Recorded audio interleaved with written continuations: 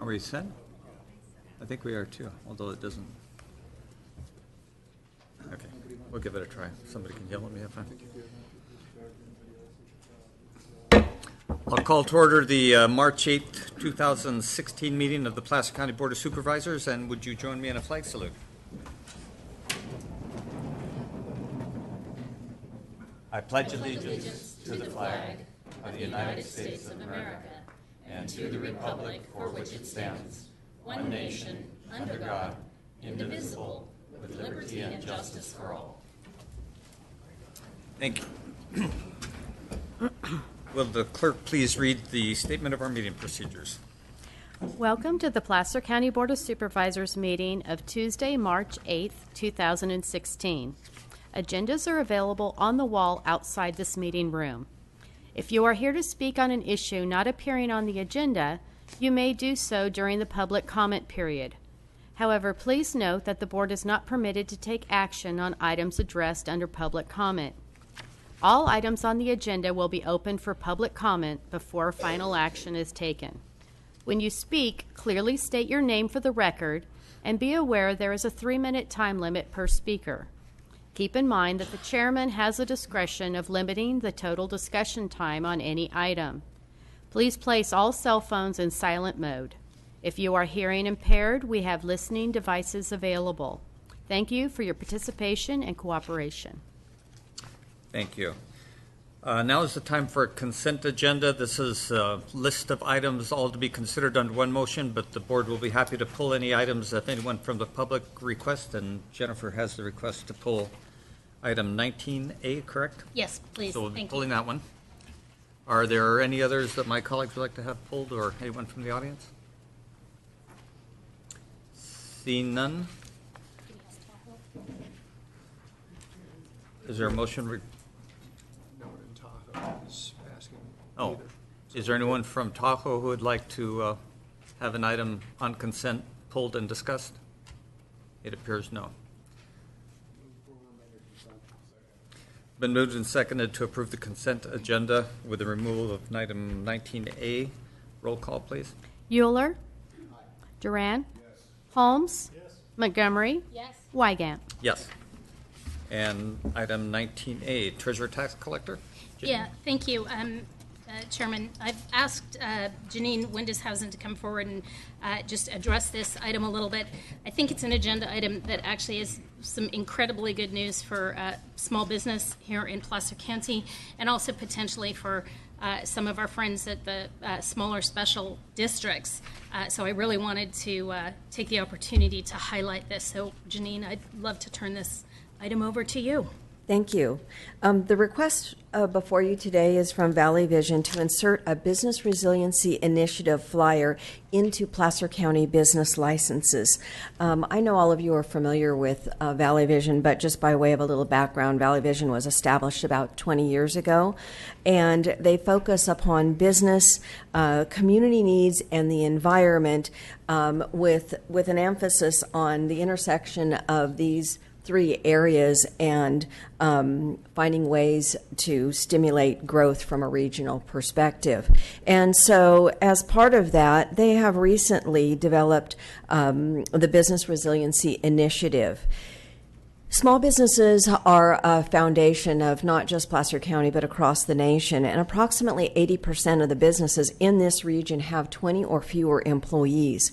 When a disaster hits a small business, it can close unexpectedly for 5 or more days. When that happens, 25 to 40% will never reopen again, and that can have a ripple effect from supply chain to employment and other factors in the local economy.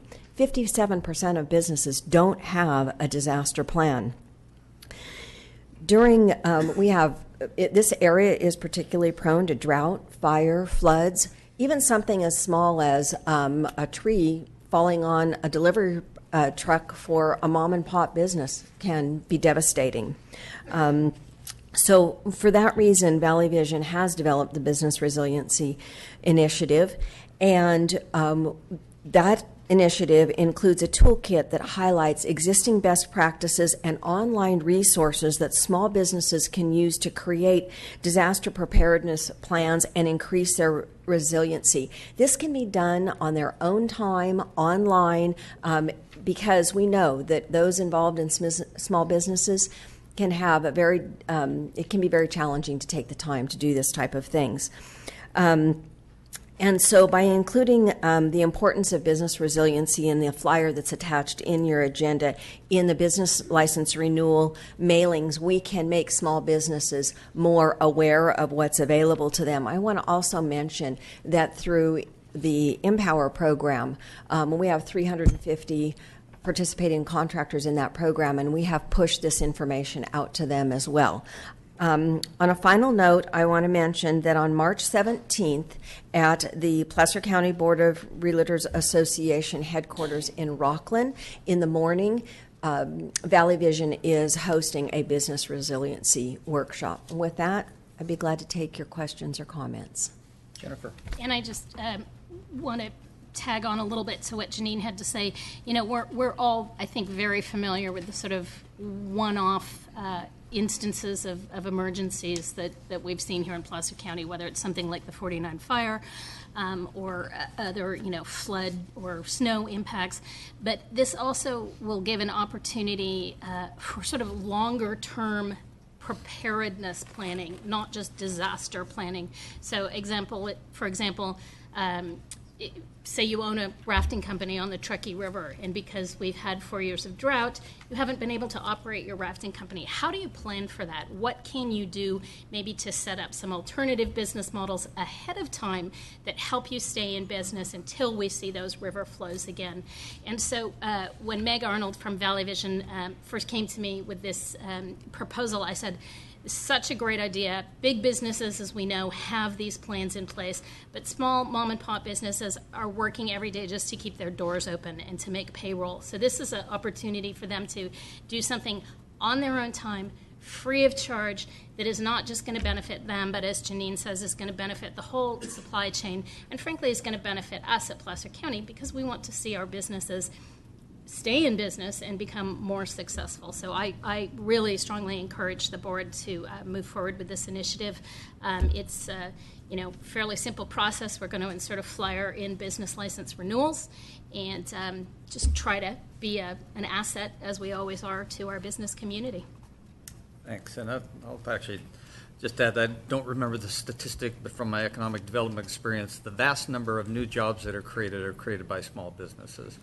And as we are retooling our Sunset Industrial Area Plan and rethinking, I think, some of our efforts in economic development, that perspective is just an added weapon in our arsenal, if you will. So thank you. Just on a final note, if I might, there is no cost to the county to do this. We don't anticipate an increase in postage, and the flyers are coming to us at no cost. So it's really a great opportunity to partner with a great organization who does great work in the region. So I would move that we approve the request by Valley Vision to insert the Business Resiliency Initiative flyer into Placer County's business license renewals. Moved and seconded. All those in favor say aye. Aye. Motion carries. Thank you. you. Okay, according to my clock, it's 9:10, so we're going to move to our first timed item, which is I'm sorry. It will be 9:10 by the time we get there.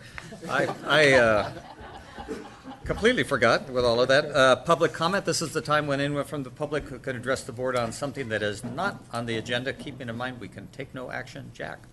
Good morning. Jack Sanchez from Auburn. Jennifer, gentlemen, thanks for the opportunity again to make a couple of comments, one of which is to please, in the Placer County Conservation Plan, please emphasize Placer Legacy, which is the flag, a part of the plan that the public sees and has done so much for the park, Hidden Falls Regional Park, and for us NGOs.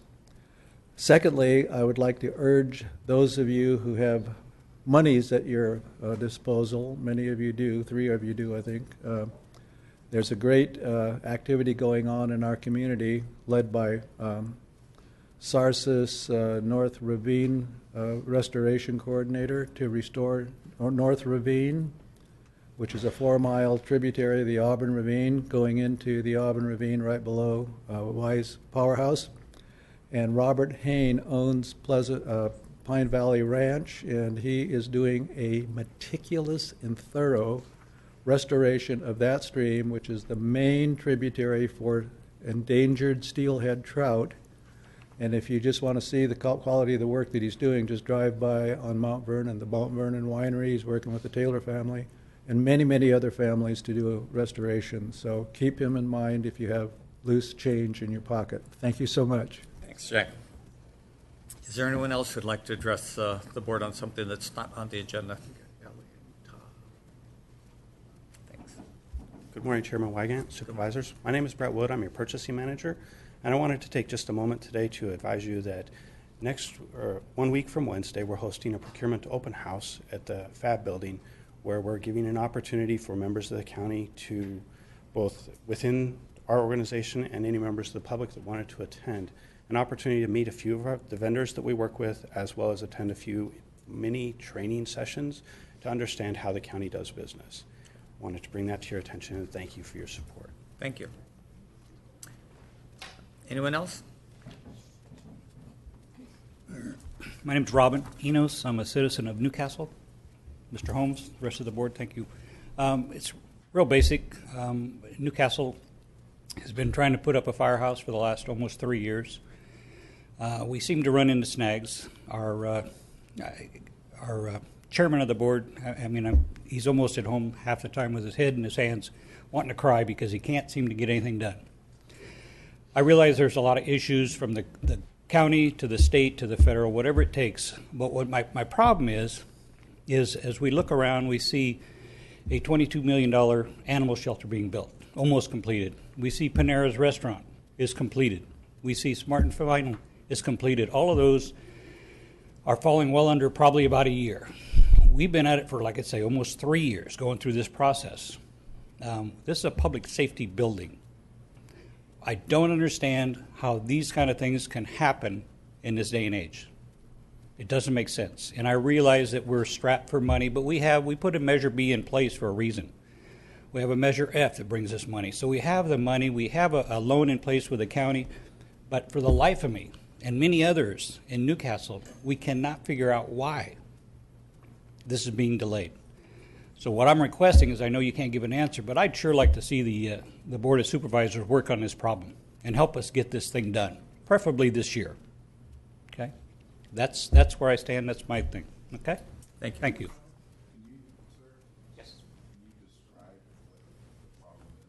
Well, without the chairman here, I can't go all the way into it because he's been handling that.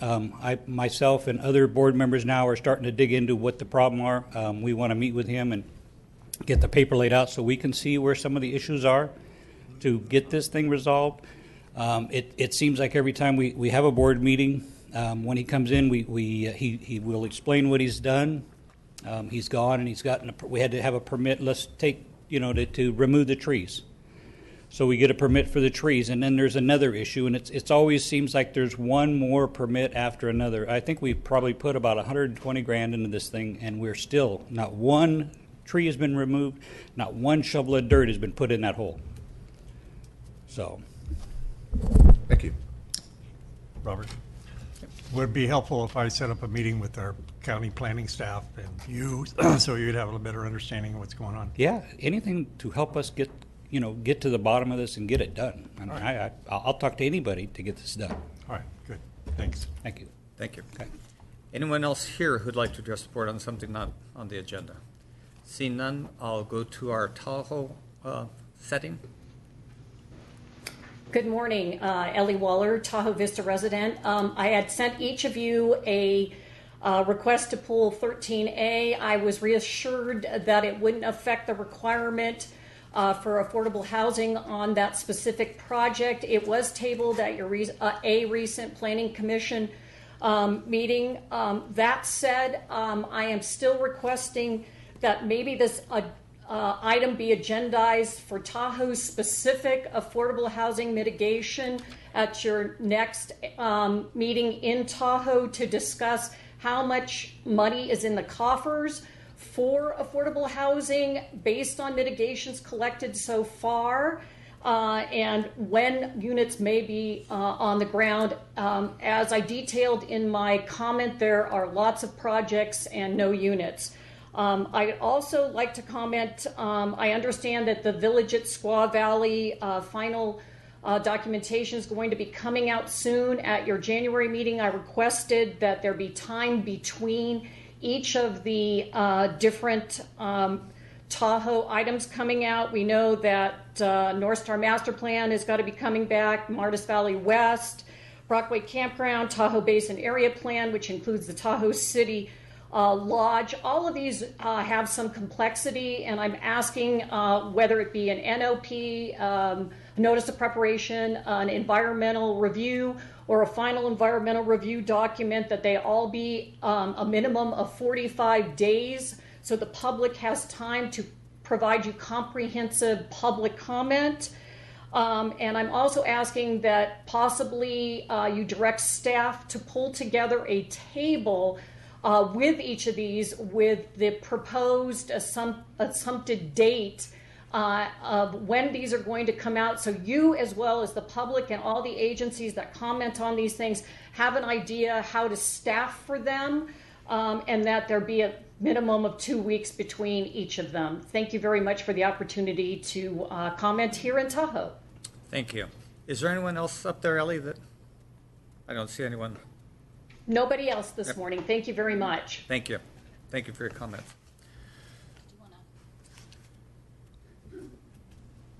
Just to let Ellie know, I have asked staff to look into that larger discussion about housing, what has been collected in lieu fees, what has been built. We have built certainly some things over time. I think Domus being a shining example. But I think that the larger question and the larger understanding of the housing situation of their workforce housing specifically is critically important. So that will be coming forward, Ellie. Okay. Thank you. I'm waving at her on a screen here. I'm just randomly waving. Okay. With that, our next item is board member reports. Are there any reports that board members would like to see? None. Now we will move to our 9:10 items since it's after 9:15. And this is a commendation for 30 years of service to be presented to Lauren Clark. So I'm actually going to read this thing and then give you a fair chance to respond. But I think I'm going to let my colleagues make some comments too. All's fair in love and war, Lauren. In the matter of commendation recognizing Lauren Clark for 30 years of dedicated public service as an employee of the County of Placer. Whereas Lauren served the great citizens of Placer County for 30 years before retiring March 2016. Whereas Lauren completed his education at California State University Humboldt by receiving a Bachelor of Science degree in Natural Resource Planning and Interpretation in 1984. Whereas Lauren was hired as an assistant planner with Placer County's Planning Department in January of 1986, promoted to associate planner in 1987, senior planner in 1988, principal planner in 1999, deputy planning director in 2003, and assistant director of the Community Development Resource Agency in 2010. Whereas Lauren's most notable work include planning projects such as the Tigert Aggregate Mining, Placer County Corporate Industrial Project, as well as advanced planning projects such as the preparation of the 1994 Placer County General Plan, the 1997 Sunset Industrial Area Plan, the 1990 Dry Creek West Placer Community Plan, and the Placer Legacy Open Space and Agricultural Conservation Program, which earned the county the Governor's Environmental and Economic Leadership Award in 2002. Whereas Lauren has provided essential leadership building the policy foundation for the Placer County Conservation Plan, one of only 3 regional conservation plans in the United States, which is expected to serve as a regional and national model once adopted. Notably, this endeavor included investing 7 years and the drawing of over 40 maps. We had to throw that in. Whereas with his leadership, technical competence, perseverance, vision, calm but steady style, Placer County Conservation Plan holds the promise to be an unprecedented standard. Whereas Lauren's always stocked candy jar and his surprised handmade custom pens will be missed nearly as much as he will be. Whereas Lauren's love of Europe has earned him the reputation of Placer's Rick Stevens, willing to give everyone good recommendations for local accommodations, offbeat tourist locations, and of course places to eat and find the best beer. Only person I ever know actually took a trip to Europe for beer. Which, true story, by the way. Whereas Lauren's knack of providing kind and unbiased leadership has made him a beloved and highly respected assistant director whose managers, peers, and staff will truly miss him for many years to come. Therefore, let it be known that the above commendation was duly passed by the Board of Supervisors of Placer County on behalf of the citizens of Placer County, so forth and so on. So with that, Lauren, I just want to offer up as a member of the ad hoc committee with Supervisor Euler, which spent, I'm sure, thousands of hours, including drawing over 40 maps. Your leadership, your style, your technical understanding of the issues, your ability to deal with a wide variety of different personality types with your calm demeanor. It actually provided a standard that allowed disparate groups to have confidence in who and what you were attempting to do, whereas in this kind of endeavor, oftentimes personalities are far too often attacked because people don't like not the people, but the direction that's being taken. So, and you definitely weathered your share of that, and you were willing to tell me when you thought I was off target on at least a couple of occasions that I recall.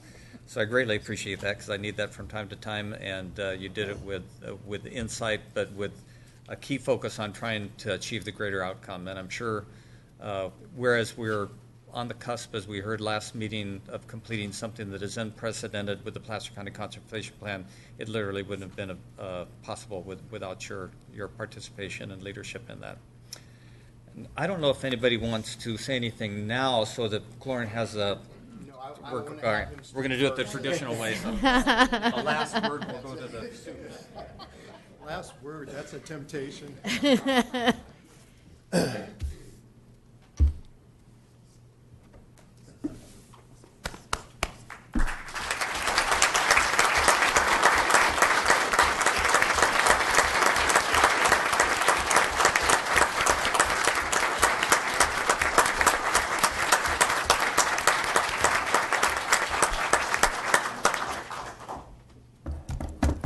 I'll keep it short. It's really weird to be here, I just have to say.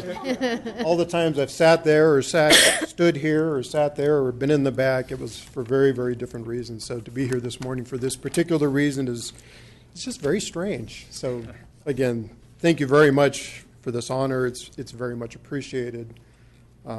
Obviously, I need to come here and thank a lot of people. So I wrote up some notes this morning because I don't think I can do it without my notes. But my primary reason for addressing you this morning is just to say thank you. And I've got a list of folks that I'd like to run through. Not individuals, but mostly just groups of folks, and it starts with you, the Board of Supervisors. I want to thank this board, this county exec, but all of your predecessors over the years. My first public hearing and looking up and seeing Bob Mahan and folks of that era, and making a mistake in my very second public hearing before the Board of Supervisors where Don Lunsford made sure that I addressed a particular item next time I got up here, and I've been sure to address that item ever since, some 29 years later. So I just want to thank you for your leadership and your dedication. You are truly public servants, as we all are, but you provide the leadership that this community needs. All the people behind me, many of them employees of CEDRA, for their hard work and their dedication. I've had 30 years of working with some of the finest people a person can have an opportunity to work with. It truly has been a pleasure, a joy, a gift. I've learned so much from them, and we've learned so much together. We can't accomplish anything in this venue this morning here in this chamber without the work of the dozens of employees of that agency and employees throughout the county.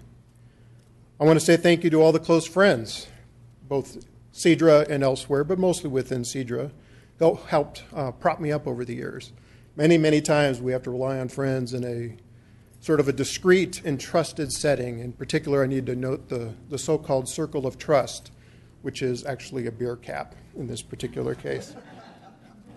Thank you to all who have served as volunteers over the years, such as our MACs and commissions and stakeholder committees and so many other places. These are the folks who freely give of their time and talents in the truest form of public service, and I know that I have liberally taxed their generosity over the years, and for that I am grateful. And most of all, I need to say thank you to 6 of the most important people in my life, 3 of which are here today. My parents, Al and Lorraine Clark, for everything they taught me and continue to teach me. My wife, Debbie, for her 30 years of love and support, and being the best damn teacher ever. My 3 beautiful daughters, Allison, Erin, and Morgan, who serve as a constant reminder of how important it is that we always work to make our community a better place. They are the inheritors of what we do. This is going to sound a bit lofty, but it's intentional. Public service is one of the greatest of all vocations a person can be called to. It's been a privilege to have had the opportunity to serve this community. In closing, I'd like to read a quote from Aldo Leopold. "We shall never achieve harmony with land, any more than we shall achieve absolute justice or liberty for people. In those higher aspirations, the important thing is not to achieve, but to strive." Thank you, and God bless. Thank you.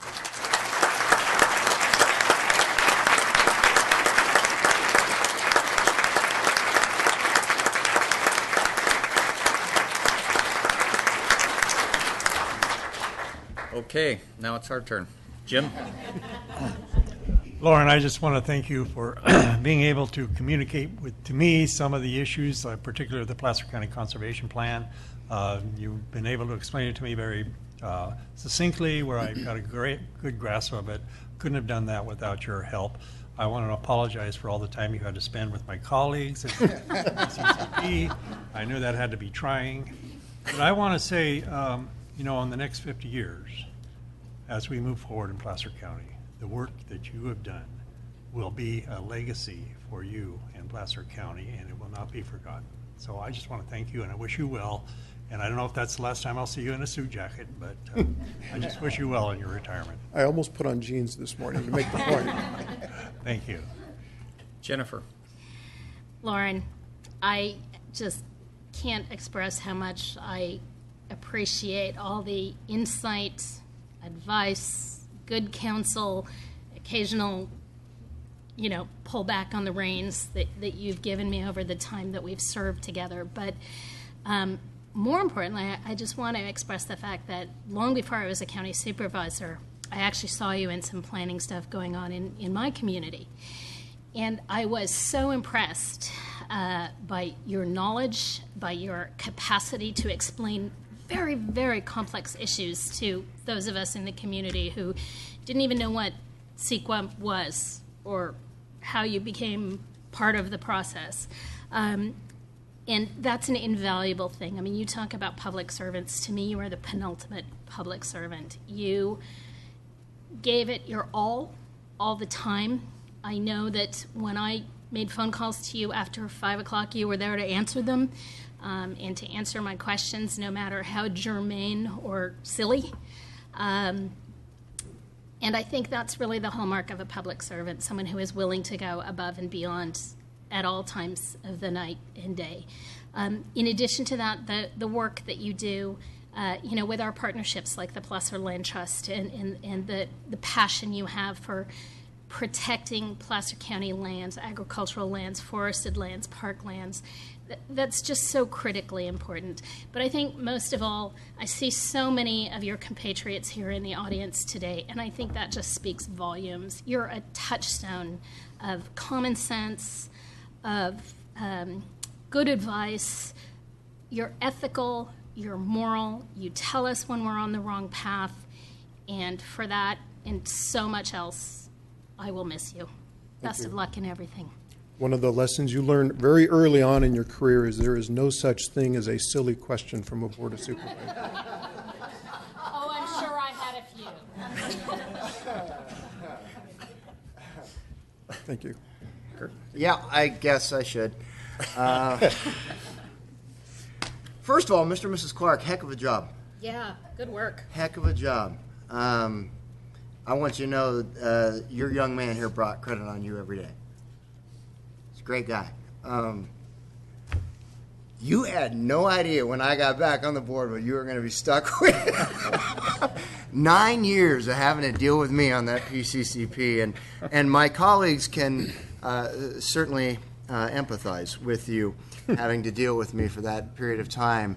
But what they don't realize is that while you've had to deal with me for 9 years representing us, they don't know that in that time we had Tom Cosgrove and Spencer Short and Primo Santini and Paul Joyner and Stan Nader all rotating through from Lincoln. And so while you have Robert and me coming at you here, you got those guys. And then the regulatory agencies and the changing faces there in the business community and the likes of Bob Shattuck and Marcus LaDuca and all these personalities that come from all these different perspectives, and all of them, if put in the same room together, would be able to agree on one thing, and that's you're a hell of a guy. You're a hell of a guy, and I appreciate you so much. Thank you for everything you've done. One more parting shot for Kurt. This is advice for Greg behind me, Greg McKenzie, who will be replacing me on the PCCP. Is when Kurt comes to a meeting with a Monster, which is a drink, highly caffeinated, highly jacked up with sugar drink. Just bring a seatbelt, buckle in, ride it out, all will be fine 2 to 3 hours later. Thank you, Kurt. And I'll just, Jack, did you finish by saying it's been a real privilege as chair to be able to sign the commendation. I want you to know that I signed it with the pen that you made, Lawrence. Very good. Debbie, good luck. Enjoy him in retirement, but I want it to be publicly known and clear that he's agreed to be available to us as we need him as a resource as we finish up all this. So that and maybe a few days on the trout stream. I'm hoping. Yep. Thank you. Thank you very Thanks, much. Lawrence.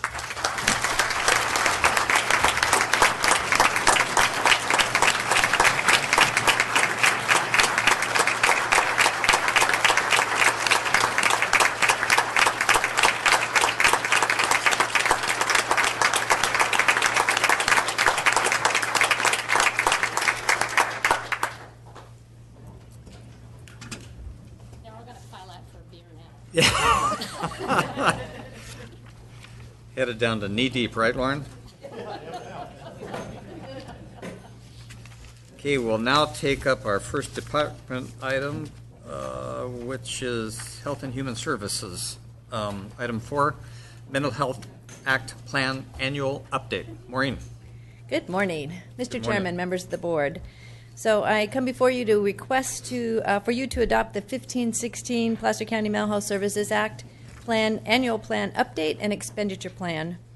Since 2005, Placer County has implemented the Mental Health Services Act in Placer County to expand intensive mental health and crisis services to people with serious mental illness and develop evidence-based programs to reach those who are at risk of mental illness. In addition, these funds have supported housing projects, staff and provider development, and facility and technology improvements.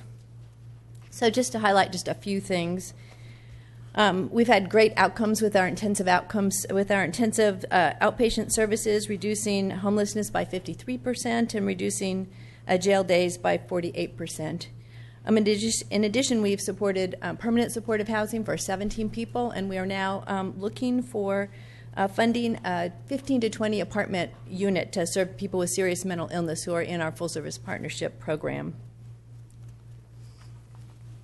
The prevention and early intervention programs, which are designed to keep people from getting mental illness or prevent them, if they have illness, from worsening, served 20 programs served 3,000 people. So just a lot of effort in that area. And then innovations, I just want to mention. So that is going to be a plan we're going to bring forward to you. 5% of these dollars must be used in innovative ways, and we'll be bringing a plan forward to work on intensive services for homeless individuals. And that will be happening in the next couple of months. We'll bring that back. So this plan's been reviewed by the Mental Health Alcohol and Drug Board and the Campaign for Community Wellness, which is the steering committee. Both groups have supported this. We had a 30-day comment.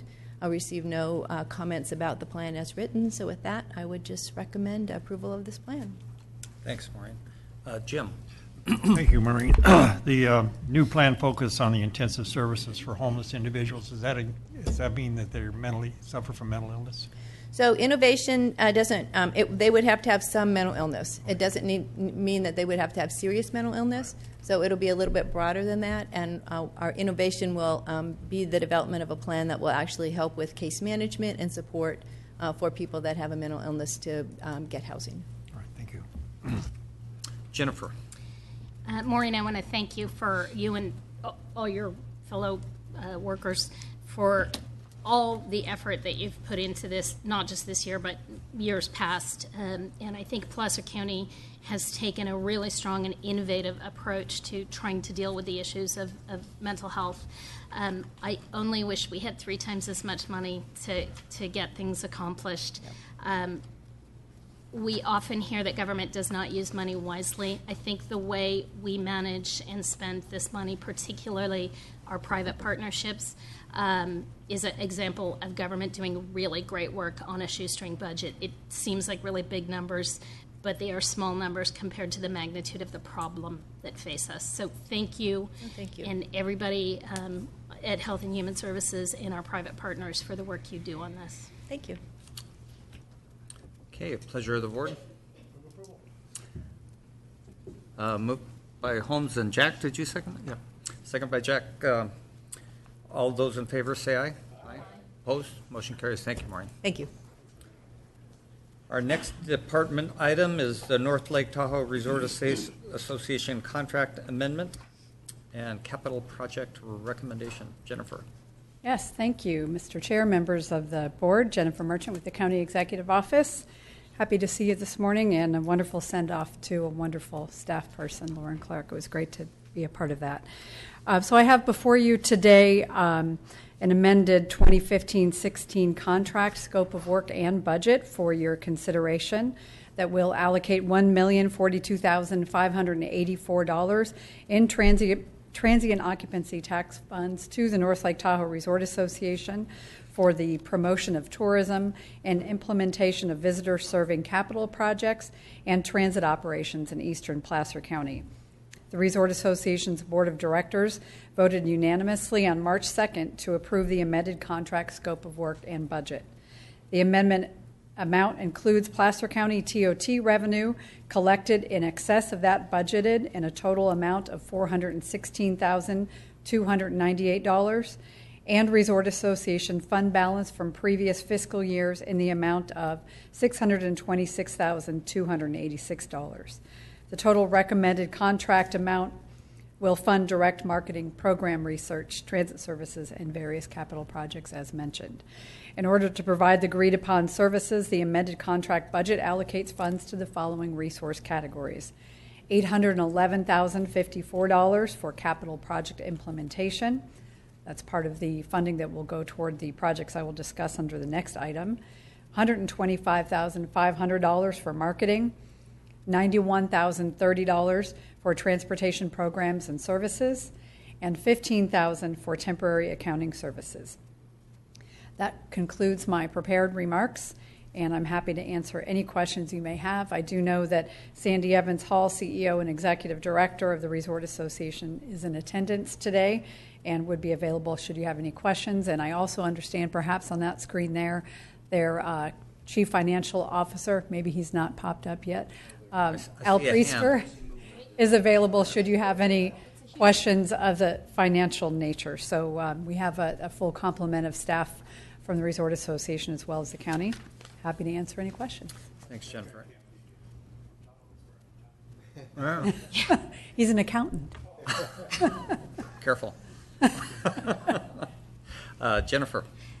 Jennifer, thank you for the report, and thank you, Sandy and Ron, for being here today. Appreciate you coming down, and hello there. I don't know if you can see us, but hello in Tahoe.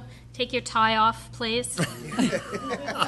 I'm very comfortable with this moving forward. My one concern is the $15,000 for the temporary accounting services. Can you explain what triggered that necessary expenditure? Sure. The Resort Association had a transition in accountants back in late October, early November, where their longtime staff, CFO, had moved on to other interests. So they brought in a temporary staff people to assist with the finances.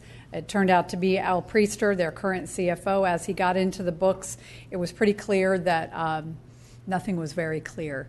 So there is currently no available or complete budget to actual for the current fiscal year, which started in July. And in order to get caught up with the variety of other, paying bills and day-to-day work, they felt it was important to allocate direct resources to an accountant to assist Al Priester in completing the broader picture as well as the day-to-day work. So the hope is that they'll be able to get somebody on the staff that can help them determine where they are at year to date related to their revenues and expenses. So this $15,000 does not cover temporary help that was brought in already. This is for someone that they're planning on bringing in. Well, I believe they have the person on staff right now. They've had some off and on transitions, really trying to resolve the financial questions and challenges with temporary staff. So Al was a temporary staff person, now a permanent. He had brought on another temporary staff person through an accounting temp firm out of Reno, Nevada, and that person stuck around for a while. I think they're on their third and fourth folks. So I think he's got two, and he could probably corroborate that, but I believe he's got two account temps who are helping him right now try to get everything in order. Okay.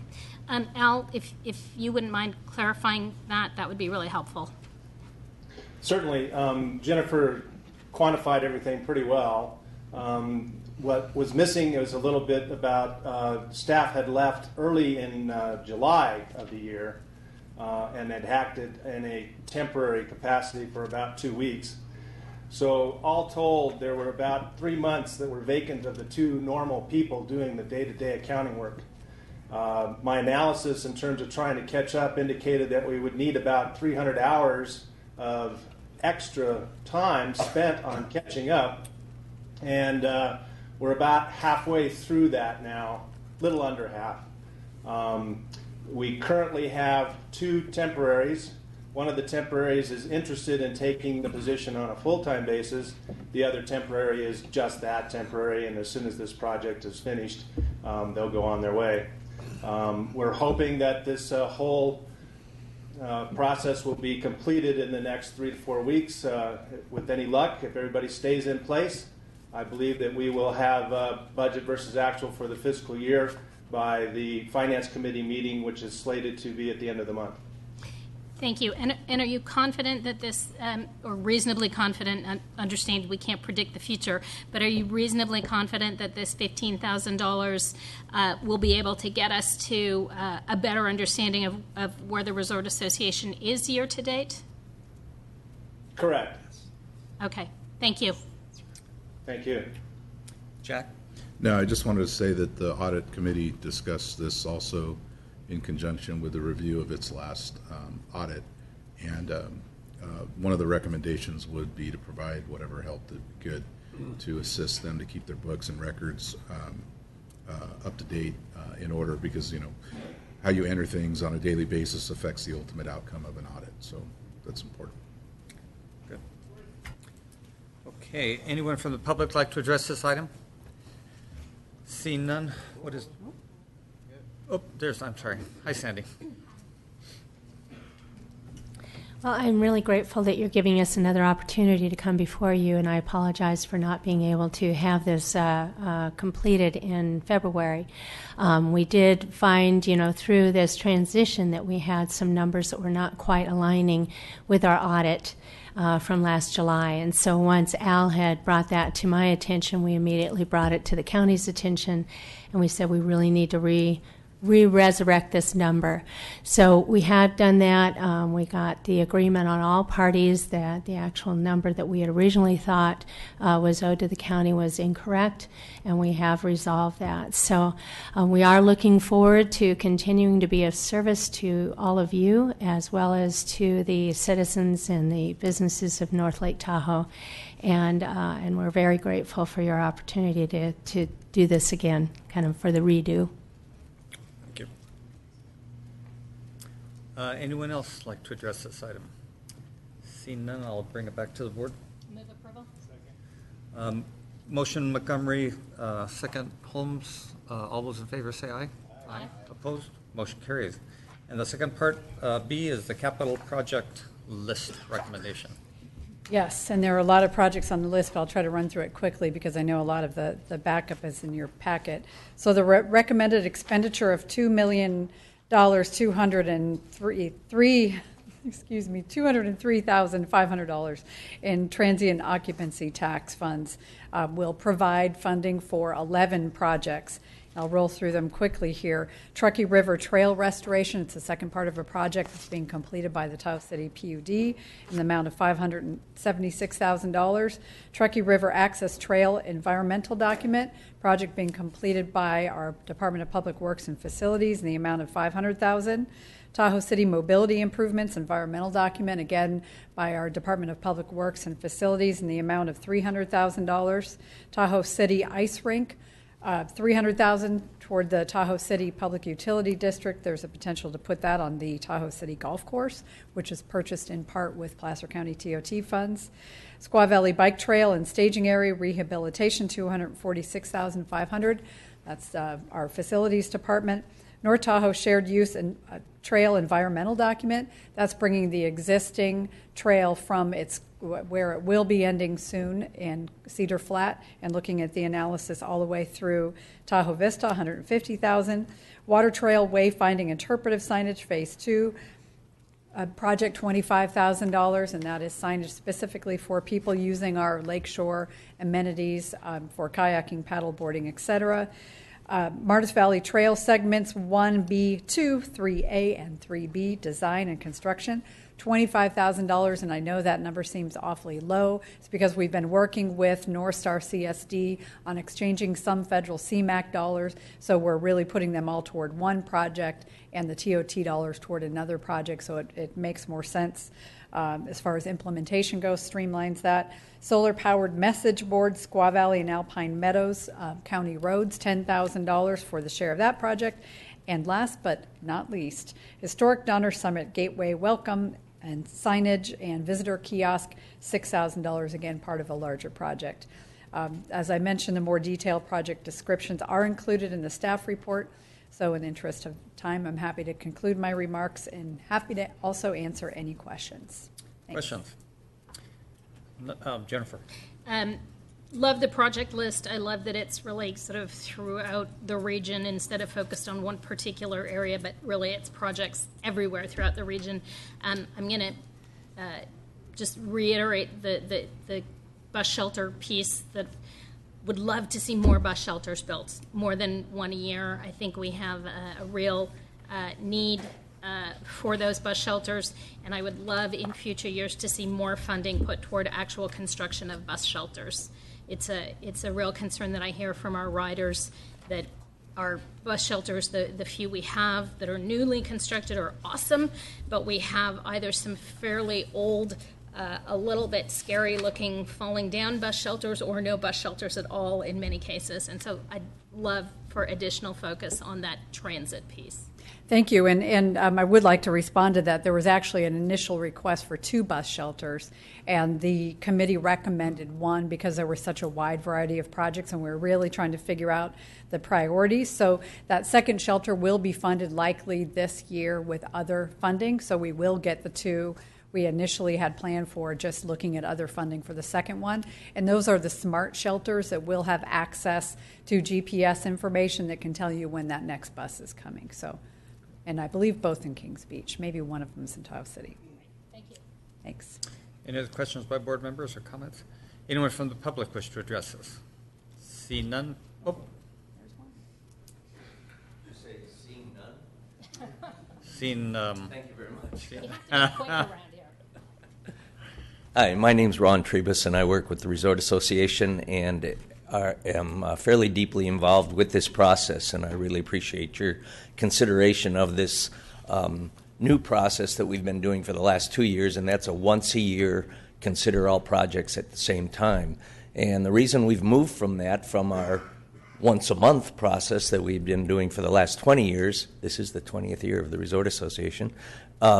Is that the amount of money that's being requested for these high priority projects is just so far reaching the amount of TOT that is available. For instance, in this year's $2.2 million that you're being asked to approve, the request was for about $3.5 million.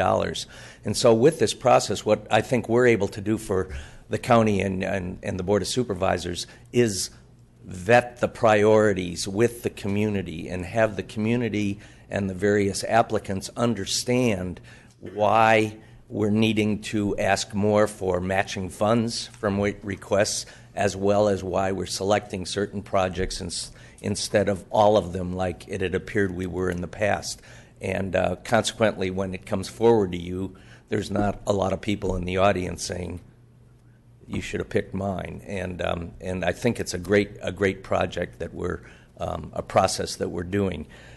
What this has done over these years is we've just now, with this approval, we will have gone over the $33 million mark of TOT that we have put toward visitor enhancement projects. That's not counting the $20 million toward transportation in the North Lake Tahoe area. And that $33 million has leveraged over $220 million worth of actual projects that are being funded. So through your determination to use TOT for these projects, it's really brought a lot to the visitors' experience as well as the residents' experience at North Lake Tahoe. And we thank you very much for your consideration once again, and we'll get on with these projects as soon as the 1st of July comes. Thank you. Thanks, Ron. Pleasure of the board. Move approval. Motion Montgomery, second Holmes. All those in favor say aye. Aye. Opposed? Motion carries. We will now adjourn into closed session till our 10 o'clock timed item.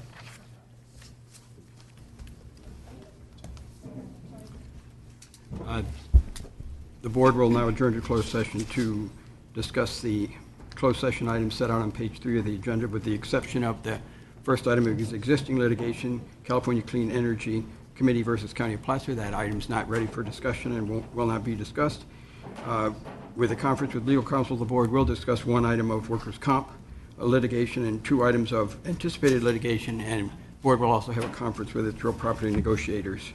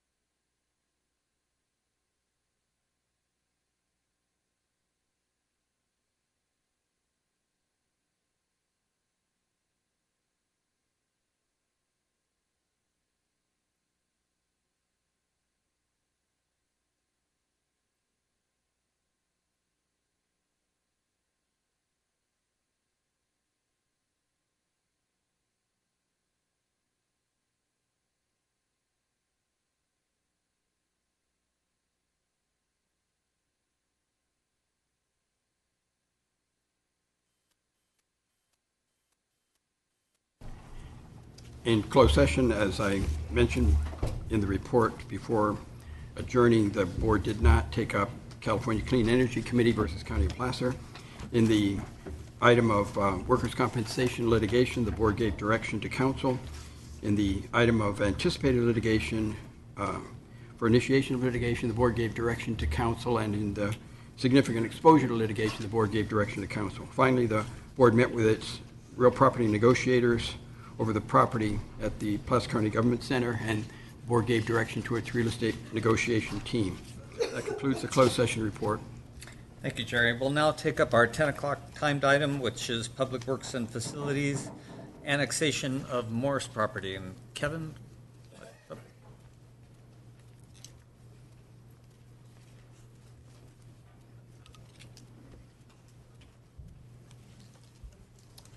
Good morning. Good morning. Chairman Wygant, members of the board, Andy Darrow, Senior Civil Engineer with Public Works and Facilities. I'm here to request that your board hold a public hearing to consider the annexation of parcel number 473-030-013 into the boundaries of County Service Area 28, Zone 173, Dry Creek.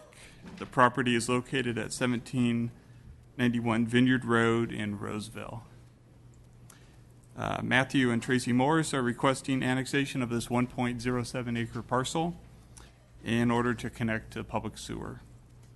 If approved, the applicant will be required to pay the annexation fee in effect at the time that they choose to make payment. The current annexation fee in this area is $1,779. Staff supports this request.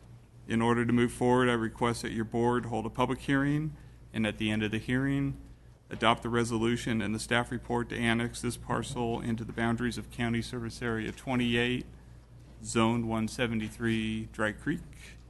And with that, I'd be happy to answer any questions. Any questions? I see none at this point. So I'll open up the public hearing. Is there anyone from the public who'd like to address the board on this issue?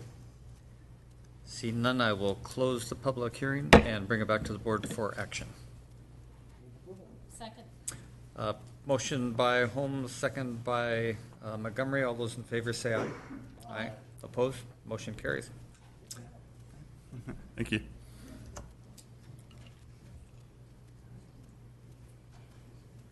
Jerry, are we close enough?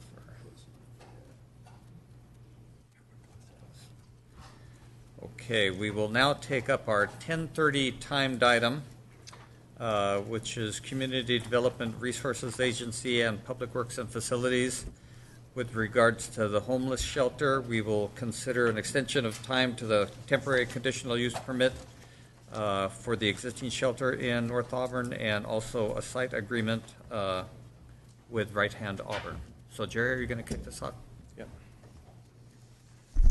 Thank you very much, Chairman. Good morning, Honorable Board.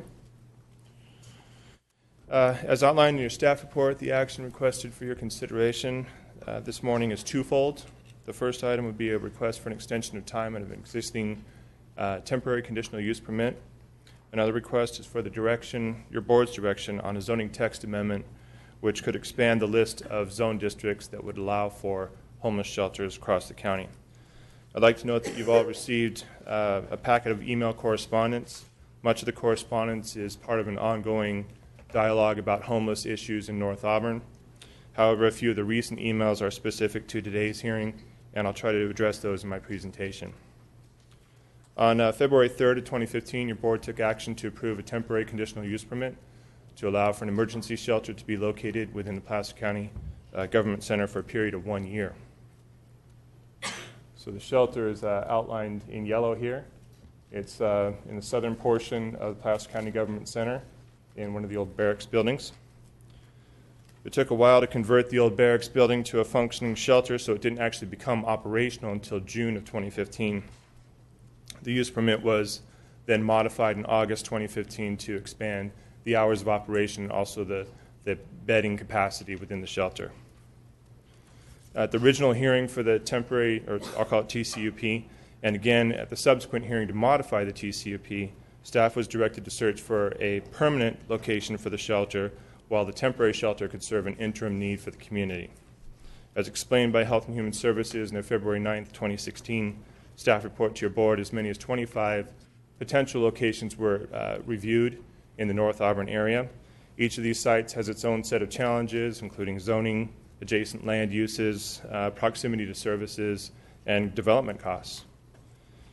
And with your board's direction last month to focus not so much on North Auburn, but instead on a regional solution, it will take a little more time to identify a preferred location and proceed with plans for development of a second facility or new facility.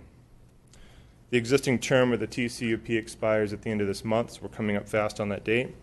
As set forth in the zoning ordinance, use permits, even temporary use permits, can be extended for an additional term if an extension of time request is approved. For a TCUP in a commercial zone district, the extension of time can be approved for a maximum of 1 year. So staff is requesting your consideration of an extension of time not to exceed 1 year for the continued operation of the emergency shelter. As stated in the staff report, the purpose of this hearing is to consider whether conditions or circumstances have changed significantly that would warrant the denial of the original request. So we look at the project sites, the community, the environment prior to June 2015 or at June 2015 and compare that to existing conditions out there today. Physically, the built environment in and around the government center is essentially the same as it was when the shelter opened 9 months ago. There also do not appear to be significant new impacts to land use compatibility since the shelter opened, at least not impacts that didn't exist before the shelter was installed.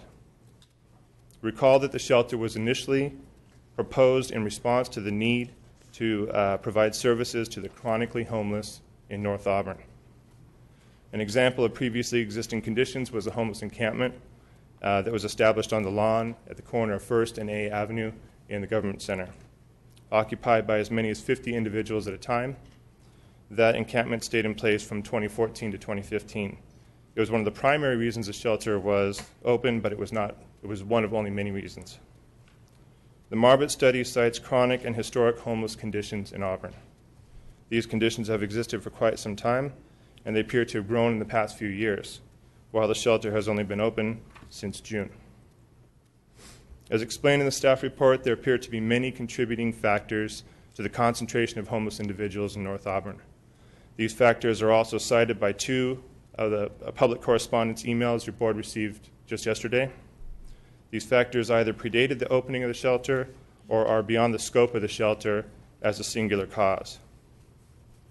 While the homeless presence in North Auburn is not the direct result of the emergency shelter, many public commenters, including some of those included in your packets, state that it could be one more factor that draws those less fortunate to the area.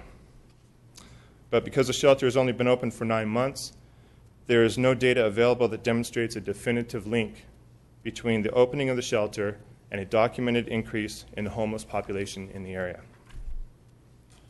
Because commenters have expressed a desire to relocate the facility to another part of the county, and since the board has echoed this sentiment, staff has concluded that the interim use of this facility for 1 year would allow the county to continue providing services to the area homeless while a permanent facility in another location can be identified.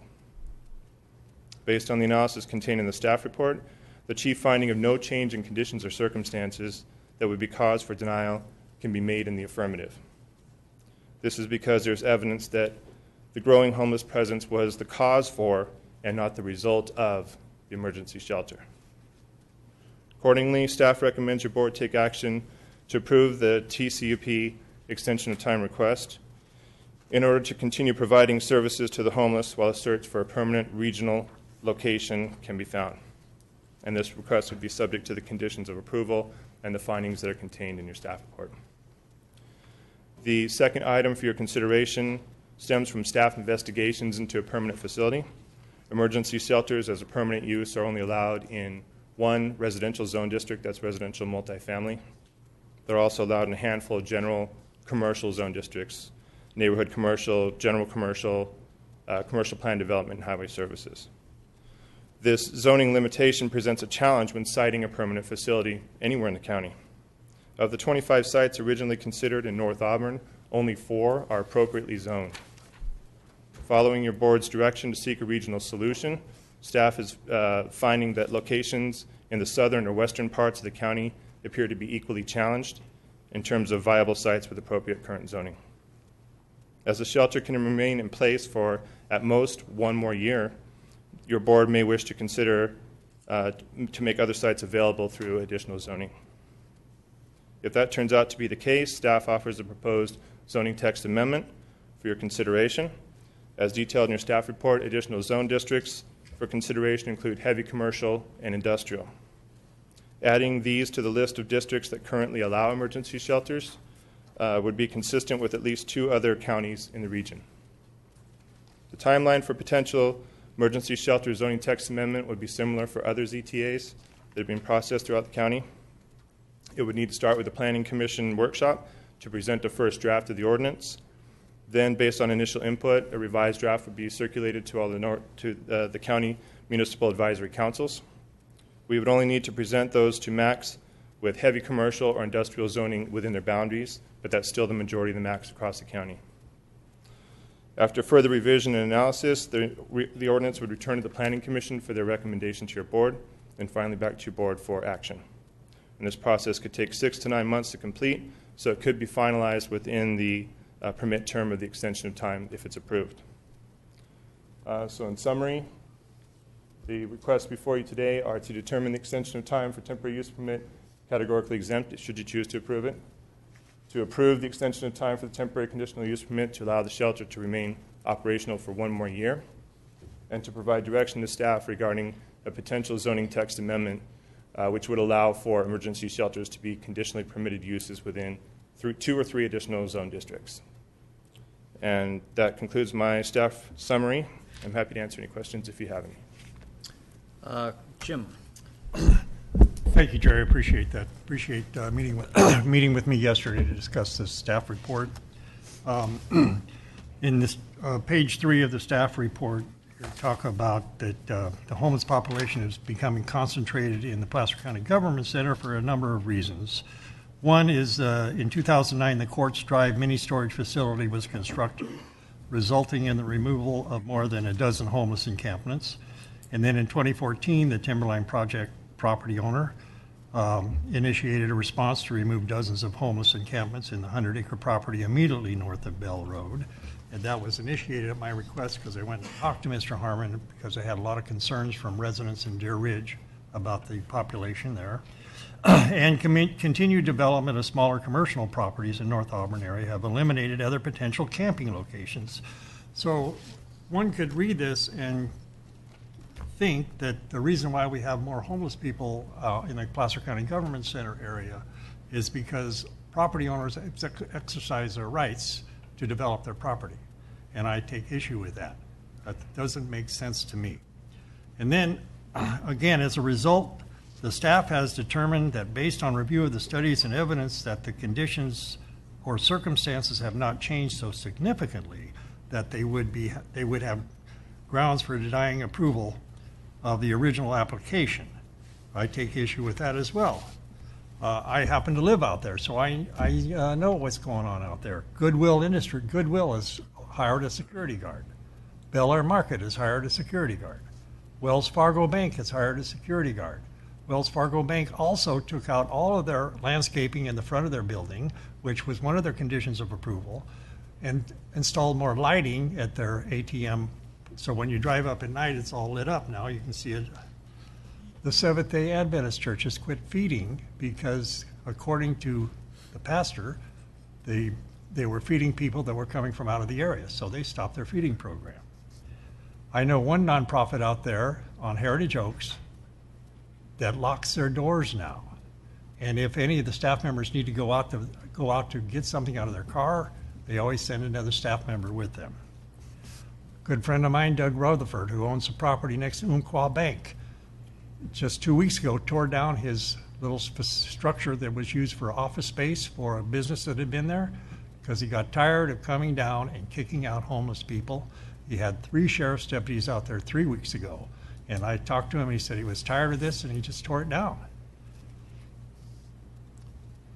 And then I find myself shopping or driving around North Auburn, all of a sudden I see people, and then I start profiling. Is that a homeless person? Is that not a homeless person? If somebody goes to the store and, you know, they're on the weekend and they haven't all dressed up, do I look at, so to tell me that the circumstances haven't changed, I can't agree with. The circumstances have changed dramatically, as we can see from all the people in North Auburn that I happen to represent who are concerned about this and upset about it. So I just want to let you know that's where I stand on this. I'd like to see that shelter closed at the end of this month.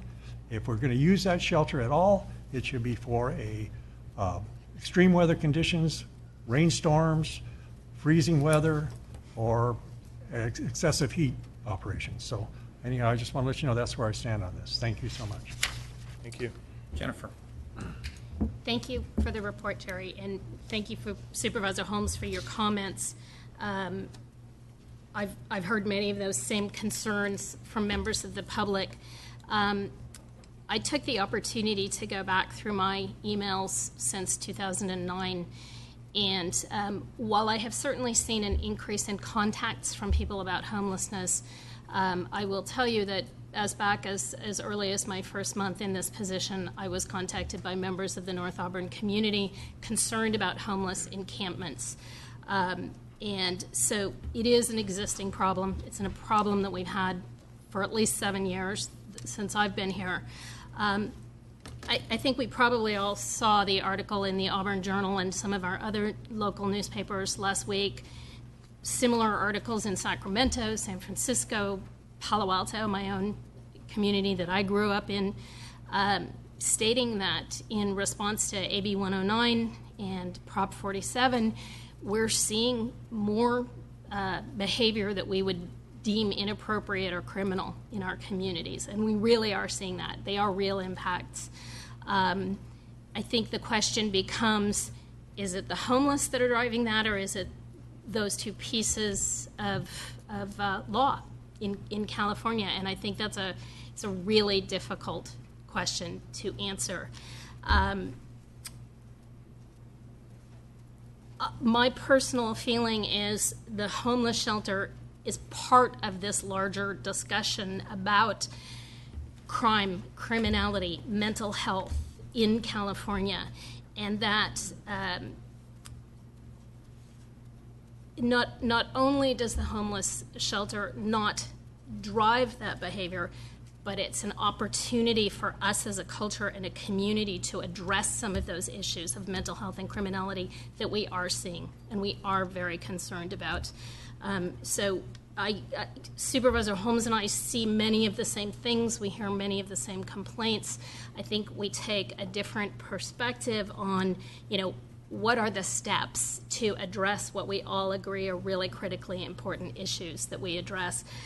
One of our agenda items earlier this morning was, mental health and our funding and budgeting for some mental health treatment and services going forward in Placer County. And my comment was, I wish we had 3 times as much money, because frankly, we wouldn't see a lot of the problems and the issues that we're seeing out on the streets, and not just of North Auburn. I was in Kings Beach and saw a lady pushing a giant shopping cart down the middle of the highway, ranting and raving at God knows what.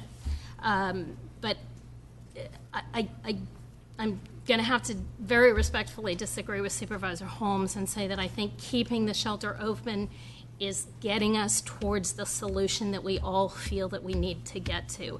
It is not the problem. It is a symptom of the larger societal problem that we're all seeing right now. And I'm going to leave my comments at that. Jack. Yeah, I pretty much agree with what Jen has to say. On this issue and a lot of other social issues, ignorance is really bliss.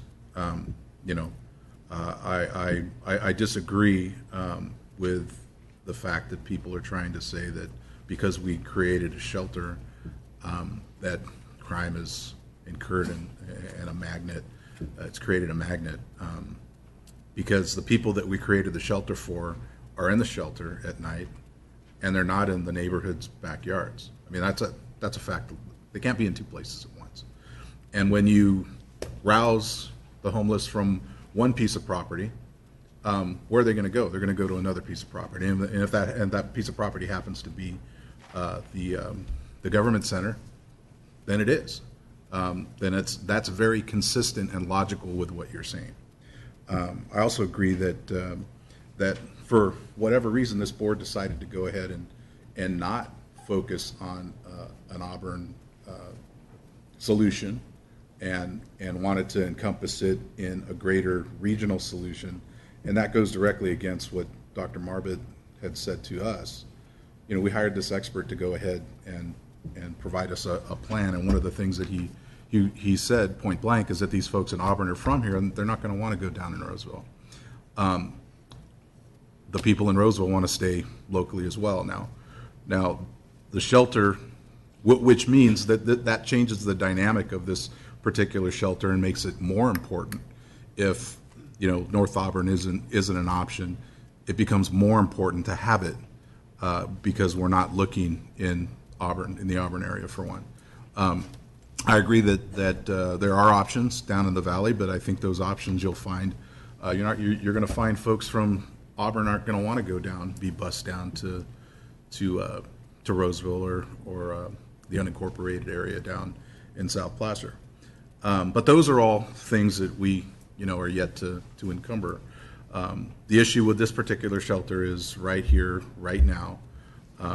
And I don't necessarily have a problem, supporting the extension for a year. But again, this is just one piece, and we're still waiting for law enforcement to come back and probation to come back with that plan that helps guide us to what can be done with supporting the surrounding neighborhood. The idea that this problem goes away when the shelter closes is not borne out by the data that I've seen, and not borne out by the facts as they remain right now. As Jen pointed out, well, first of all, we've got a jail annex here. We've got increased populations from AB 109 and I think it's 47. And there's other factors that are bringing that are highlighting this particular issue. So I'm going to reluctantly support it. I've read every one of these, so I just want, for the record, to let the neighborhood know that I've read every one of these. And there is a tone there. I think there's a little bit of a lack of, I think their eyes, the way that they view things are very important to me. Whether or not the way they view things is consistent and their assumptions don't really connect for me. But it's a concern, and it's something that we need to address, and I think that this particular shelter is a piece of addressing that. So I will be supporting continuing on this road, and at the same time continuing on to pressure and talk with our law enforcement folks to come up with a strategy to assist the concerns that are reflected in these emails. Okay, I see no other questions, comments. Thanks, Jerry. Is that the totality of staff report? Yeah, that's great for part A. As long as I'm comfortable being up here anyway. Good, thanks. Yep. Okay, this we'll have this is a public hearing, so I'll open up the hearing to the public now to take comments on the issue. Good morning. Good morning. I want to thank you guys for letting me speak. Wanted to put a face to some of the concerns of the location of the facility. I respectfully disagree with Senator Duran and Montgomery Supervisor. Sorry, but I do. Not a promotion I want. But I wanted to let you guys know, as a provider and protector of my family in North Auburn, I'm compelled to take time off work and speak my mind on this matter. It's difficult for me. I'm sorry. Thank you, Kirk. Larry State Yanni. your name for the record, please. Larry Yanni. Thank you. I wanted to, I had a lot to say, but I didn't want to bring up a huge issue, but my son was assaulted in the St. Joseph's parking lot. He was volunteering his time for to gain service hours, and a gentleman rolled up in his wheelchair, and as I was pulling up, I let the gentleman go by, and my son was coming out of the gym, volunteering his time. You know, that's a lot for a 14-year-old kid. And he was assaulted with the apprehension of battery. The gentleman was getting up out of his wheelchair as I pulled up, and luckily there was a CHP officer in the parking lot assisting someone else at that time, and he came and reported it to Placer County Sheriff's. The location of this shelter is wrong. You're having it way too close to the kids and the elderly. I don't disagree with having a shelter, but you guys got to find a different spot. You got to have, I'm disappointed that the mental facility down in Roseville was quashed, the location. That's a critical piece of this.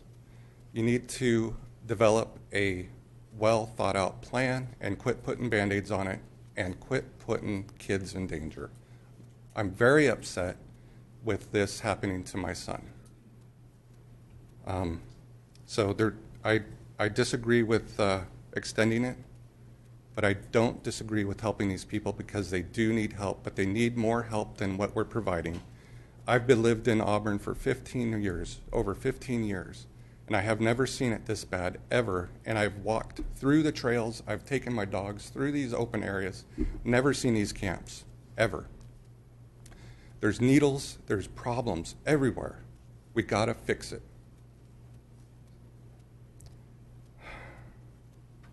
So I want to take it upon you guys to develop a plan with mental health, with these people, and help them out. But I don't want us to be the premier location, and if we are, take everybody in. Don't leave anyone on the street. Help them all. But if we don't have the funds for it, let's figure something out. Thank you. Thank you.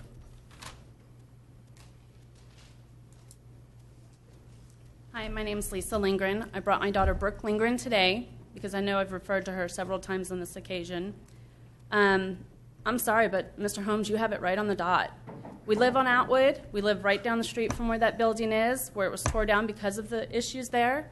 The car wash across the street has now installed additional lighting. Our road's pretty dark. I'm really upset. This is a 9-year-old girl who can no longer go outside and jump on a trampoline without someone being out there because she's so afraid. She sleeps in my room at night because she doesn't want to sleep because she's so afraid someone will come up to the window and knock on it. There are people going up and down Atwood all the time, and it's not the jail. The jail's been there 20 years, and now we're having an increase in issues. Can we blame the sheriff's department to go out there and do more patrol? I mean, that's a joke. We can't ask them to do that without having the funds, and unless you're willing to provide them with some miracle in funds, I don't see it happening. They do their job as it is. I'll provide everybody with a scanner, and you can see these people are not from here. They're from out of the area. I've been here at every meeting. I haven't written any letters to any of you because I wanted to see how this was going to work out. I'm tired of it. I want my daughter safe. I can't afford to just pick up and leave and not live on Atwood. I don't have a choice. I want my daughter safe. You know, they had several months to find a location, and they took their time, 2 months, and found a location, 5 locations here in Auburn. And you're telling me they need another year to find something in Roseville? The shelter is not helping those people that are out on the street causing problems. They're not. Yes, maybe the overflow with the bad weather. I want my child safe. She doesn't go to Auburn Elementary because I'm too scared for her. We moved here. She wanted to ride her bike to school, and she can't. There's no way in the world. There's a criminal out there that walks by my house every day because I know his history. Others that come down that street, I don't know their history necessarily. But I know they're not safe. I don't go out at night. I'm 40 years old, and I don't go out at night because I'm so afraid to go to the grocery store. And Mr. Holmes is right. They have security guards left and right now. And God bless them. Some of them look like they're 70 or 80. And I'm sorry, I don't feel safe with that. Not with the criminals we're dealing with today. So what if this was your child and you lived on Atwood and you didn't have a choice because you couldn't move? My husband works for the county. Doesn't make a fortune. I can't just get up and leave. Because if I could, I would definitely leave.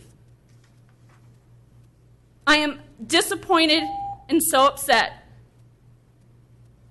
And I'm pleading to you again.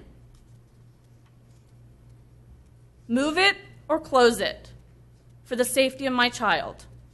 Thank you for your time. Thank you.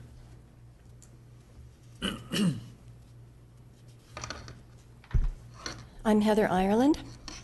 I've spoken on this issue before. I do outreach with the homeless, and I visit the shelter on a regular basis, and I speak with the homeless on a regular basis. And while I can understand these people that are saying that they have fears of going out, and the homeless people out there that they are concerned are going to hurt their children and such, I do want to kind of refer back to this proposition that started letting criminals out early, and I do want to remind people that we do have the jail here, and the reason we're seeing more of this now, whereas the jail has been there, but we have not had this early release as we saw with Proposition 46. And I can say repeating what Jack Duran said, the people that are in the shelter cannot be at two places at once. When they are in the shelter, they are not on the street assaulting children, scaring people, etc. And furthermore, they are in a place where they can be worked with. I personally know this because I've worked with people in the shelter. I have helped people get jobs. I have helped people get their income situations squared away to where they could begin to look for a place to live, and that is a problem right there too. We have a housing crisis. We don't have enough low-income housing. And, people don't come to the shelter or come to this area because of the shelter. They have to go somewhere. They're being pushed out no matter where they go. If they go to Rockland, they get pushed out of there. If they're in Roseville, there's the Gathering Inn, but that doesn't accommodate people that have got problems, that have got alcohol or drug issues, or even have an animal. They have to go somewhere. So if people don't want them camping out in their yards or on business locations, then there has to be a place for them. And this shelter has been a central hub where people like myself can go and can actually work with people one-on-one and help them. And I'm not the only one. I mean, all of the people there that are helping the homeless. If people in the community really want the homeless off the street, you can't just come up in front of the podium and say, do something, do something. The people that are doing something are these people that have put their time into the shelter, whether it's the volunteers or whether it's those that, started this early on with their nonprofit organization to get this thing going. There's been a lot of time, effort, planning, and, they've taken a lot of crap from people, to tell you the truth. They're out there doing something, whereas a lot of other people are saying, do something, do something. And for that reason, I think this shelter needs to continue. It's working, and it needs to continue. So I implore you to continue the funding for this shelter. Thank you. Thank you. Hi there. My name is Allie Lovell, and thank you very much, Mr. Holmes, for caring about North Auburn there. Not saying the rest of you don't, but clearly you don't live there. I think these guys are doing a great job with the shelter inside of it. They're helping who they can inside of it. Some of us live less than a mile from the shelter. We have NID installing fences around our properties to try to help keep the foot traffic down. There are people that come and park their Winnebago at the end of the street to sell drugs to the people on the side. I'm not saying it's all homeless, but that's where it's cornered at, is right where they were. Okay, I live on Cottage Drive, less than a mile from the shelter. At least once a week, somebody comes either to our door or while we're out in the yard. Do you have a blanket? Do you have a backpack? Can I get a ride? Where's the shelter? 30 questions. Okay, I don't mind getting asked questions, but it's constant and it's always wanting. If there's people that come onto our property, I come home from my lunch or from work one day, there's cigarette butts and trash on my property by our porch swing. It's like, okay, that's a little interesting. Then we find toys, we find trash. There's stuff discarded all the time. It's not the homeless that want to be helped and that are being helped. There are people like, I'm sorry, Daniel Webb, here we go. He's come to our house and asked for a ride to the shelter. He's everything else with that. Yes, he is his own little thing, but he's trying to get to the shelter. He's asked us for a ride to the shelter. What happens when he gets there and he's so drunk, nobody wants them there? He is not the only drunk one getting turned away. Where are they going? My neighborhood. What am I supposed to do with them? What are these cops supposed to do when they come down in front of cruisers and Del Talk or Gym Boys, everything down there, dealing with the fights going on? There, the streets behind us, over in the Save Mart or the Smart and Final parking lot that was just built. So that's new development that's being in there. I mean, there's so much going on that I understand the shelter is working for a lot of things, but it's just in the complete wrong location. These kids that can't even go to the school and St. Joseph's won't even let their kids out now unattended, or they have to have somebody walk them to the bathroom. There's so many different things. That shouldn't be happening in Auburn. Like, we are a small town, we're still there. And it's not up to the cops to figure out another plan. Their job is to protect and serve, and every time I've made a phone call, they have been there. They're doing their job. They brought in people specifically for this, and he's doing his job. They're weed eating. They're maintaining that county field behind us that nobody's given a rat's about before. They're all putting forth effort. I beg for you guys just to pay attention. It's not just the shelter. The shelter's fine. Just totally wrong location. It needs to be somewhere that it's beneficial to the people that are working it and not affecting our home lives.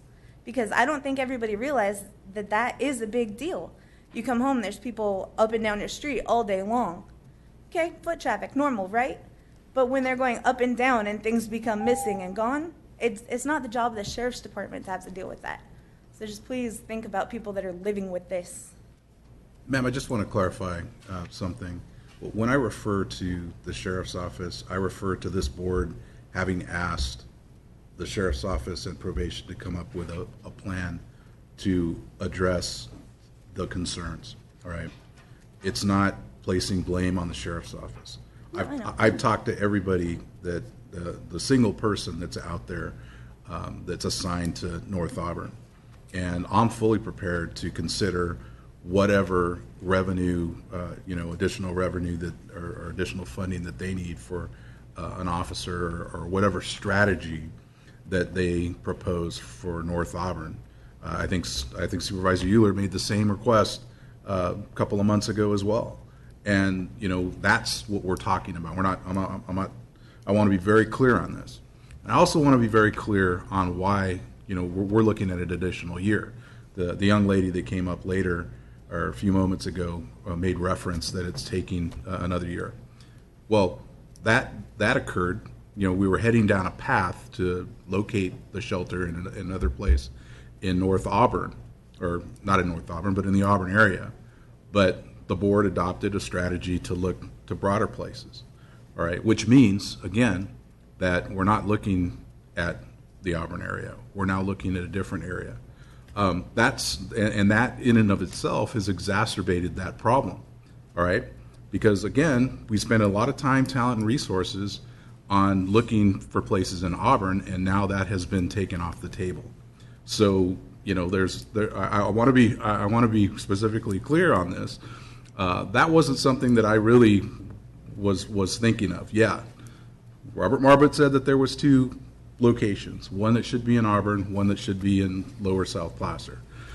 But now that the Auburn area has been kind of put on hold for a result down in the South, it's exacerbated this particular issue because there isn't a finite resolution until we find something that happens down in South Placer. All right, so just want to be clear that we're talking two separate issues here. We're talking Auburn, we're talking South Placer. So, thank you. Chairman Leggett. And to be clear, the direction that the board gave in terms of looking for a location was not to take North Auburn off the table, but to expand the search area for something still both in the Auburn area and something in the South Placer area. So we are, the way I understood board direction from that meeting was we said, let's broaden the area we're looking in. We're still looking at those regional solutions that Dr. Marbut suggested was the best solution. I'm hoping we are. Yeah, we are. But I see. Anyway, we'll talk about this later. Yeah.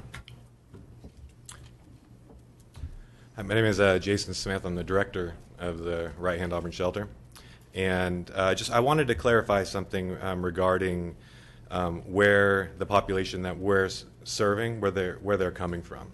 When we did our 24/7, for example, when we submitted our numbers most recently, out of 47 beds, 40 were occupied by people from this county. So these are Placer County people. These are not people coming from other counties, and I've taken many of you on tours through the facility, and I've shown you the overflow, where everybody who comes into the shelter system begins, and I've shown you that is nowhere that anybody from anywhere out of town would want to travel to visit. It's nothing nice, and that's by design. You don't want it to be appealing to people from out of county, but at the same time, you want to be humane and provide an overflow shelter for the people in the county. And so anybody who comes into the shelter system comes through there. And when they come through there, 40 out of 47 are local. These are our people. I disagree respectfully with Supervisor Holmes that if we were to somehow take the shelter away today, that these people would just somehow evaporate. They're going to go somewhere. They're from here. What we have in front of us, I believe, as a county is the opportunity to take a mental health system and take a substance abuse system and make it better. Many of these are people for whom the system at some point has failed. There are cracks in the system and they fell through it. And for a long time, these people lived off in the fields where we didn't have to look at them. We didn't have to see them. And as long as we didn't see them, there was no need demonstrated to help them. And what we have right now at the shelter is we have a collection of people that if we backtrack each one of their stories individually, we can actually find the crack in the system and we can fix it and we can make it better. And it's through nobody's fault in this room. This is something that's been decades in the making. And I've worked with people in the county and at the Department of Health and Human Services, and there are good people trying to make this system better. But if we take away the demonstration of need for these services, then we take away the need to be better. And I believe that we as a county have an opportunity right in front of us here to take specifically mental health and substance abuse and do something better with it. And what we have at the shelter level, we're going to continue to I'm very proud of what we've done at the shelter. I'm very proud of the work that the staff has done. And I'm very proud that we are serving what is, by and large, residents of Placer County. These are our people. So while I disagree with Supervisor Holmes, I would respectfully request that we do continue this. Thank you. Thank you. Is there anyone else that'd like to address the board on this issue? I'll speak. My name is Will Taylor. I'm the systems advocate for Placer Independent Resource Services. We're Placer County, El Dorado, and one other independent living center. I just want to speak to Auburn has grown tremendously in the past 8 years. And as Auburn has grown and the population has swelled, housing has become less and less affordable to the majority of people. And during the economic crisis, a lot of people got thrown out of their homes. Their homes were foreclosed on and they became homeless. We can look at a lot of different causes for homelessness, but one of the fundamental ones is the lack of affordable housing in this area. So the shelter is a temporary solution for a problem that's not going away, but we need it right now. Since the board chose to postpone opening a permanent shelter in this area, we need a temporary shelter to meet the need of people who are otherwise going to be out in the fields. So my agency has authorized me to say that we support the rezoning application as well as extending the temporary conditional permit to operate the shelter for another year in that location. And hopefully at the end of that year, we'll have a more permanent solution in place. Thank you. Thank you. Is there anyone else that'd like to address the board? Yes, I would. Please step forward and state your name.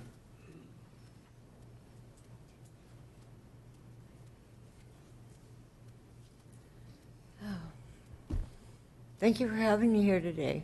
My name is Connie Nickel, and not to be confused with Judge Nichols. There's no S at the end, and I'm here to deliver, hopefully, a brief autopsy of how I became homeless. I'm currently staying in the shelter that this young man is the director of, and quite personally, I have had to make some minor compromises and adjustments to my own schedule and deal with different personalities, but it's been an enriching experience. It has not been detrimental whatsoever. I feel I've bonded with a few individuals that I could probably call lifetime friends. I find myself, my story started in South Lake Tahoe, California, with a wrongful eviction. Evidently, there was an elder care owner in Palm Springs who took it upon herself to be illegally renting out her units. All of us, for over a period of 2 years, were paying rent, so we thought. One day, we were raided, we were handed faulty eviction notices, and we were all left without a place to go. Fortunately and unfortunately for me, my father had just passed away, so I had an estate involved and I had money in the bank account. This is 5 years worth of hotel room receipts, of which I paid and my mother paid into TOTS to the benefit of every county I stayed in while I was looking for work. I ended up in Arizona for 2 years, stuck on Route 66. Because I had gone to the state of California under current Governor Brown while he was AG and filed about a 20-page complaint, all of which is documented. And bless their hearts, last week, within 24 hours, the Attorney General's office, after 5 years, sent me back all of my documents so that I could be here today. I hope that everybody in this room and your dear Board of Supervisors take into consideration what I have just told you. There is more to my story. The Heritage Hotel Group in Rockland, I happened to be there when they were raided for the first time in the history of this county. Rumor had it, underneath the oak tree that I'd been camping out on, through the mercy of the Rockland Police Department, bless their hearts too. I'm a survivor, I'm 57 years old. That there had been a meth lab operating on the 3rd floor. I had witnessed prostitution in and out of the rooms because one of the desk clerks, bless their heart, allowed me, because I had no money by this time. I'd already paid into the system for 5 years. Let me sleep on the couch a few nights, along with 3 other people in the lobby area. I finally, after a year of spending time in Starbucks, at their grace and mercy, I spent about 360 days daily at Starbucks, documenting items, writing things down, being a little creative. Called the film office up here in Placer County, thought perhaps I could get some type of production together for low-income people to empower them so they could own property at Tahoe one day. It never happened, however. Now I'm in need of being physically looked after by a doctor because my teeth during this process fell out, and I'm sorry, gentlemen, there was no methamphetamine use in my life whatsoever. This is all natural causes, just stress, stress, stress. Not enough resources, not enough money. And then my story doesn't end there, because just last week I nearly got kicked out of the Welcome Center for walking over to the administrative offices to ask about budgeting issues. I'm kind of curious as to where $400,000 went for Laura's Law. I'm sorry, if you could wrap up your comments, please. Sure, I could go on and on and on. This is an open book, all right? If you'd like me to turn it in here, I can. If you'd like me to file a claim form against the county, I can do that too. I'd rather see this go to good use to help others. And I would appreciate it if you would leave the shelter open for another year. By the way, I wasn't part of Proposition 47 when I got back here. I had just heard of it, and I was flabbergasted because I personally knew what I was up against. Thank you. Thank you for hearing me out. Thank you. Is there anyone else who'd like to address the board on this?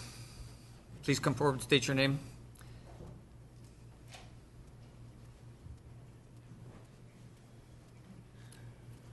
Hi there. My name's Julie Cannon, and I really don't know what to say at this point except for I'm losing a lot of faith in you guys, and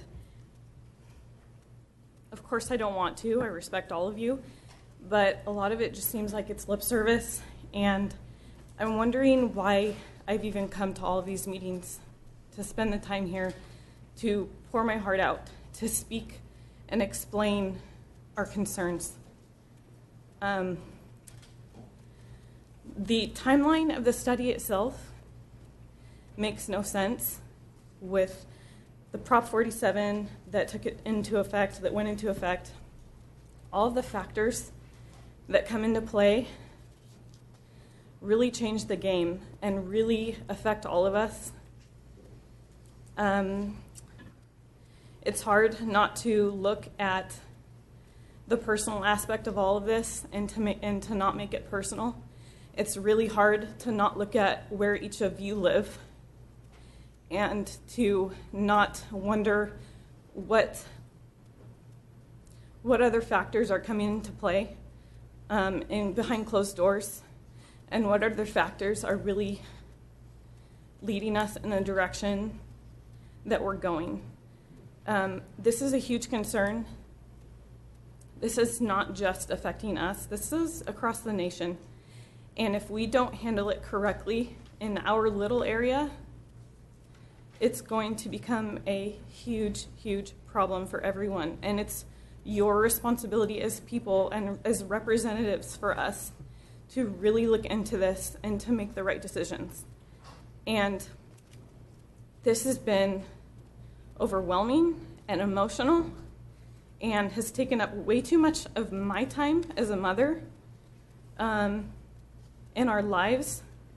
It's all consuming, and it's very frustrating to see at the end, at this today, that this is probably a done deal all along. So that's really all I have to say. I think I think we all need to dig down deep and really look at what we're doing here. This is affecting much more people than just the homeless. And we need to look at this holistically and look at the bigger picture and figure out how we're going to take care of everyone. Everyone, not just the homeless, but everyone. The people that are helping pay for the homeless. The people that are trying to make this a better community and speak up and stick their necks out, despite the fact that everyone else is turning around and calling them homeless haters, because we're not. We want the best for everyone, and sometimes it's hard. It's hard to stick your neck out and say, yeah, this isn't right, because it's very, very easy to just say, we need to take care of them and call it that. We do need to take care of them, but at the same time, we need to do it the right way. So please, please, I beg of you, we will be moving out of this county if things don't change, and I know many other people that will be doing the same. And we are expecting all of you, to really dig down deep and make the right decisions. Thank you. Thank you. Anyone else wish to address the board? Is there anyone else who wants to talk later? Any further comments? Okay, this will be the last one. Thank you. Good morning. My name is Joe Offer. I live in Applegate, and I belong to St. Teresa of Avila Parish. And I do volunteer work at the parish about 4 days a week. Mr. Webb was arrested at the school gym on the evening of the first Thursday of February. Before he went to the school gym, he was at choir practice, and I had to deal with him there. Seemed to me he was in his wheelchair, he was kind of manic, but he was under control. Apparently he went out of control after he went further. Homeless people are a nuisance. They smell bad. They make a lot of noise. I work at Wellspring Women's Center in Sacramento, and I shovel up a lot of feces from the parking lot. They're scary. All of these things, they're a problem. And we have a homeless shelter here that's trying to do something about that problem. And I think the homeless shelter is doing a very good job. It's something we need. It's a part of the solution to the problem. It's not the problem itself. If we close the homeless shelter, we put another 100 people out on the streets. I don't think we want to do that. I think we need to support this shelter and explore other ways to deal with the homeless problem. These people are people. Once you get to know them by name, they stop being homeless people. They end up being people you know by name. We need to keep working on the solution, not just push it away and think it's going to go away if we don't do anything. Let's keep the shelter open. Thank you. Thank you. Okay, Gary will be the last speaker. Gary Mappa. Is it afternoon? No, good morning. What's going on in North Auburn with the homeless and the neighborhoods and the community isn't just unique to Auburn.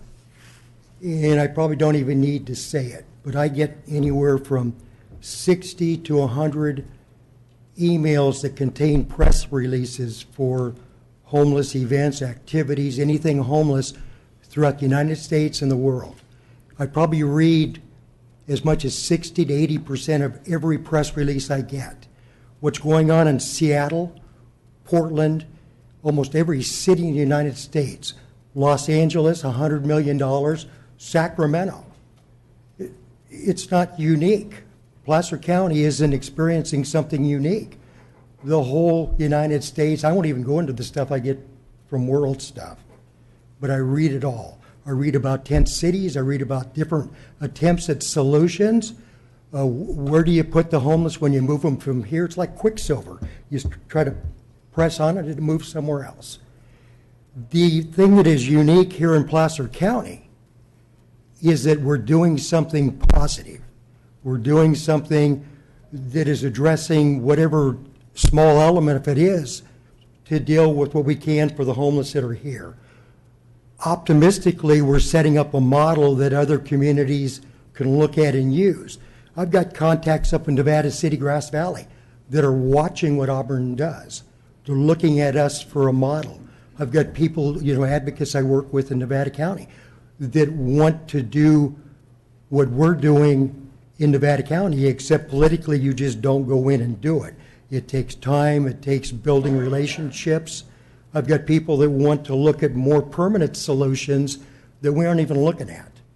And I wouldn't expect that you're going to look at it in, 15 minutes or 1 year. It's for the lack of terms, it's a one day at a time situation where you're looking at a solution you can work on, see if it works, and maybe make it part of your blueprint for other people to look at and use. Placer County is ahead of the curve in what's going on with addressing issues of homelessness. A lot of people don't want to accept that, but we are. I go to the shelter probably 3 or 4 times a week. And like Joe Offer just mentioned, I get to know these people by name. I get to evaluate the personalities and what they would really like to do and how can we help them to get to what they would like to do. You're not going to get that kind of a contact with somebody when they're out in the thickets camping somewhere. You're not going to get that. At least this is a platform where we can reach some of these personalities and try to assist them in what they're lacking. We've even got a guy I brought in from Grass Valley that's now giving a program called Recovery 2.0, a whole different element on a 12-step type program that these people embrace it. We've already had 6 to 8 people that want us to come back every Sunday. They want us to bring more education to them and more outreach and what we can do for them. Could you please wrap up your comments, Gary? Okay. So I encourage you to continue what we're doing. I encourage everybody to just jump into, South Placer and give their input. It's not going to happen. You can't blame staff if you don't show up. And I'm talking about the community and the people that want to get to the next level. You can't blame staff if we don't get to the next level. It's upon us to do that. Thank you. Thank you. Okay, I'll close the public hearing and bring it back to the board for action. Questions regarding the extension of time on the temporary conditional use permit, as well as the desire to extend potentially the zoning for these facilities to. So, under discussion, Mr. Chair, if I might, I wanted to address the legitimate issue that was raised about four of the five of us don't live in North Auburn. We don't, and I don't think we pretend to live in North Auburn. I don't live in 99% of the district I represent, but I'm very connected to what is happening in those areas of the district, whether it's Iowa Hill or North Auburn. And I think each of us, wherever we end up on this agenda item today, really tries to understand the different communities, the different needs, how unique they are, the different desires they have for what their community looks like. And that's part of our job as supervisors. Unfortunately, part of our job is also making difficult decisions that not everyone loves, but we have to make decisions which are based upon the data we have, the input we've received, our best possible judgment, and trying to work for the greatest good for the greatest number of people in the community, including residents of various communities, including the homeless. And I think it's just critically important to understand that piece. We all live where we live. And if we had the latitude to only focus on our own communities, our lives would be much simpler. But we don't. It's part of the job that we represent large, disparate communities. I'm personally in North Auburn a lot, very early in the morning, very late at night, in the middle of the day. I shop there. I get my pedicures done there. I buy stuff at Target. I'm in and out of all those businesses. I understand the issues Joe raised. The homeless are scary. The not homeless are scary. I've had some really scary people who aren't homeless come up to me and approach me. But our job is to work with our partners in law enforcement, to work with our partners in health and human services, to work with our partners in planning, and certainly to work with our partners in the community to try to do what is very best. So today I am going to be supporting this recommendation, and I'm going to double down on the fact that we need to figure out what the long-term solution is, because this is not it. This is not the long-term solution. We need to figure out how in the greater Auburn area, in the Roseville area, and in eastern Placer County, we start addressing these problems more systematically. I'm going to wait for the rest of the board to make any other comments. Jim. The fact remains that this homeless shelter is in the wrong location. We've got 3 schools in the area, a preschool down the street. We've got our women's shelter out there, and we've got residences. It's pretty clear that it's in the wrong location and it's caused disturbance among the community. And you cannot convince me that since this shelter is open that the population has not increased.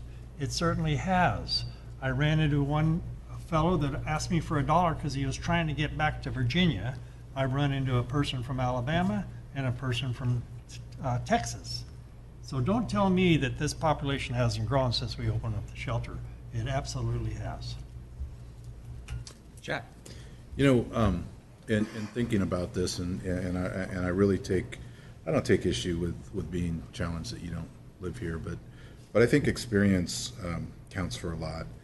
How many people in here grew up in South Central Los Angeles? Nobody. I did. I spent my first 12 years there. I saw my first dead body when I was 7 years old. Found it in my grandparents' backyard. We have we're real privileged here because we don't have a lot of that going on. When I took my wife to visit my grandparents who were still living in South Central, I actually had to push her in the house because across the street guys were fighting with guns. That's where I grew up. So I believe that it is a privilege to live in the community that we live in, that we have the resources that we have the law enforcement personnel that don't let that stuff happen, right? First and foremost, my concern is everybody's safety. But the homelessness issue, when I see a homelessness person, at least I can identify that person as being different, whether how they dress. But these other folks that you can't, the ones that really want to hurt you, they dress just like us. So to get back on the point here, experience does play here, and that's kind of like my barometer where I've been in life. And I think we are, just like we heard other places in the United States as well as in California are spending a heck of a lot more public money on this issue. Our issue is, I think right around less than 600 homeless folks. Sacramento has 6,000. The numbers keep going up in the bigger counties, and then you get down to LA County, and they count their numbers in the thousands, 80,000, I think. And it's costing a lot of money. And I think we are poised to stay ahead of the curve. We're well positioned to address this issue. And again, it's going to take a lot. It's not going to get solved in 5 minutes. I mean, before we even got here, we had a 10-year plan to end homelessness. And we're now embarking on the implementation of that plan. And the Board of Supervisors supported that 10-year plan. So to see us kind of go in a different direction and throw all that work away, I mean, that's basically your money. It wouldn't be the first time that a government wasted something. But I think it's real important that we stay ahead of the curve here. I can't provide an outlook and certainty for the folks of North Auburn, but you have my commitment on trying to find a way to address your concerns. And addressing those concerns for me does not include eliminating a resource that I think is invaluable now and is going to be invaluable well into the future at possibly a different location in the Auburn area, as well as addressing the issue down in my neck of the woods so they don't come up to Auburn. That's the one concern that I have, is that we keep these folks where they live, and my problem doesn't become your problem, and vice versa for other communities. So I'm going to be supportive. I know that that's not going to resonate well with some neighbors, but you need to know where I'm coming from, and that I'm not trying to ignore your concerns. I'm actually quite concerned, after having read, again, every one of these. A lot of other folks would probably throw this in the circular file, but I actually read these because that's what gives me that balance to always remember where I need to be focused. So I will be supporting it, and I will be very interested in what we do as a Board of Supervisors and the various departments to continue to move this ball down the road. I don't want to see it just stall and then go in a different direction, and then 10 years from now we've got 1,600 or 2,000 people that are not being served and that are more of a threat to our community. Thank you. I'll throw out some comments for consideration before we have a motion. I also will be supportive of extending the conditional use permit temporarily. And in addition to that, haven't been any comments yet, but on the zoning text amendment, I'm certainly interested in extending the zoning whereby a permanent facility might be considered for For location, I think for me, again, we have this problem regardless. If we do nothing, the problem's not going to go away. I think the most holistic strategy that we can put in place that provides the greatest number of services to the greatest number of folks, along with enhanced law enforcement that minimizes the problem in the neighborhoods. I understand that. I get that. I'm concerned about that.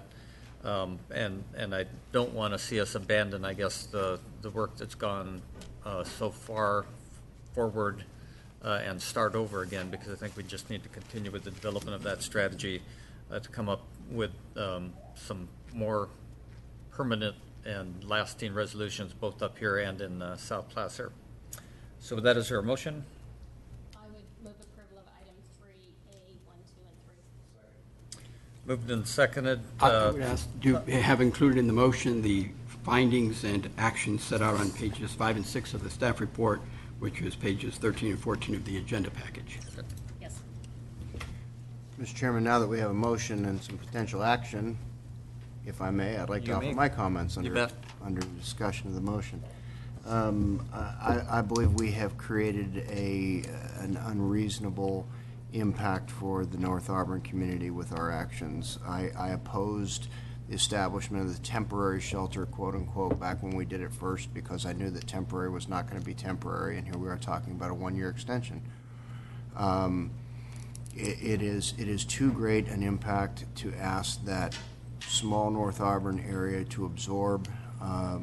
The debate rages as to whether or not the existence of the shelter encourages the homeless population and the crime that's going on in the area.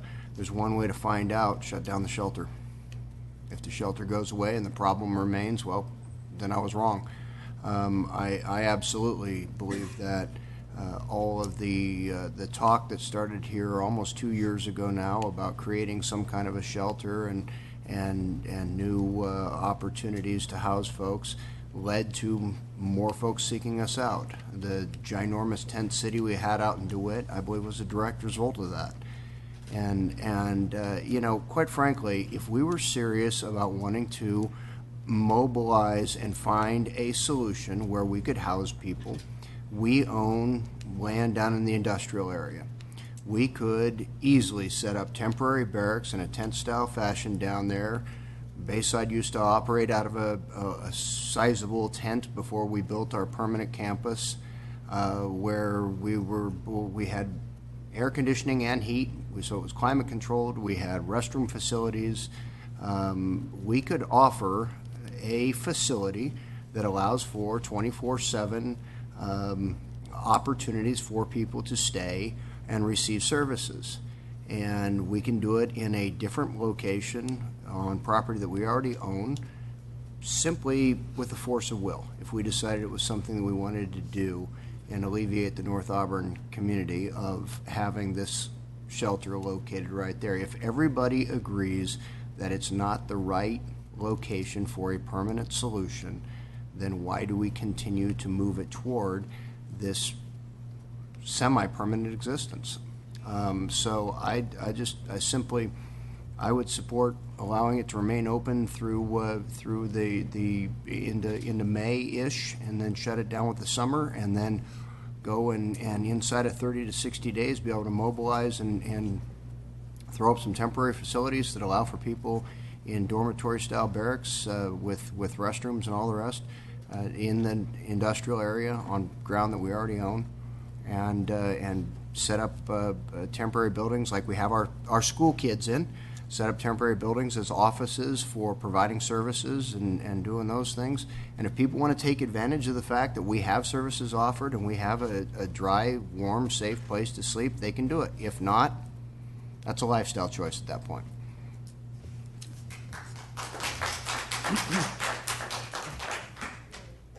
Okay, and just some comments for staff's purpose. On Kirk's comment, I have no opposition to his suggestion. One of the premises under which I'm operating is that, in accordance with the Marbut study and logic, unless somebody can show me where I'm wrong, I sense that there's probably a need for two facilities as relates to this part of Placer County.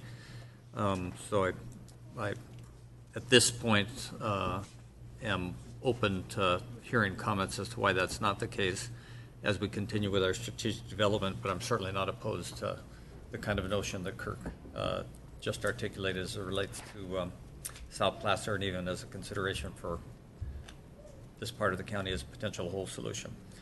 With that, we have a motion and a second to extend. Mr. Chair, if I might as well, I think Supervisor Euler's comments are certainly not without merit. I think they do have some merit. But following up on your comments, just opening something, say, in the SIA in South Placer is not consistent with Dr. Marbott's report, which we did all adopt as a board. I think that's an additional piece that is certainly worth looking at. Also in the eastern end of the county, we have issues throughout the county, but I think the 2 months I think that the shelter has left on their term right now, and it may even be less than 2 months, probably doesn't allow us to get to that solution, even if we did identify that as a solution we were going to jump on today. So while I think it has merit and we should follow up on those suggestions and think about how we do that, both in West Placer, South Placer, and in Eastern Placer, I think it doesn't really get to the question in front of us today. And Jack? No, Jen beat me to the punch. I'm currently working with some folks that have some ideas about property we own down in the SIA area, and I'll certainly it's an intriguing proposition, and I'll certainly be talking to them about the interim possibilities. But I agree. Our experts said that recommended two, one for Auburn, one for South Placer, and I think we need to follow that recommendation.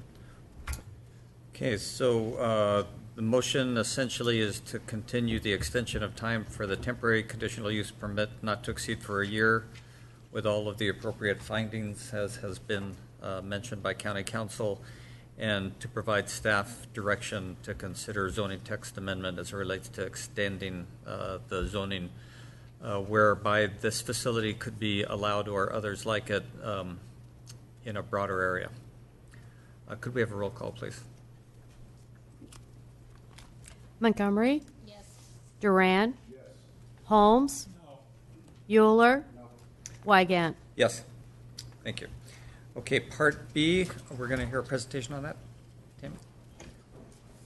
Just briefly, Chairman Wygant, members of the board, this item follows your approval of the extension of time for the temporary conditional use permit in item 3A to allow for the continued operation of the temporary emergency homeless shelter at the Placer County Government Center.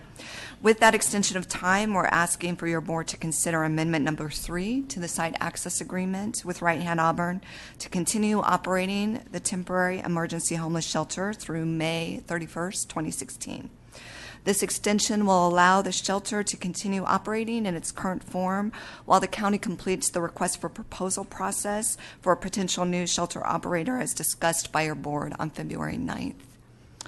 We're also asking your board to consider continued funding of the shelter operations up to $45,040 a month for April and May, along with making the necessary CEQA determinations for these actions.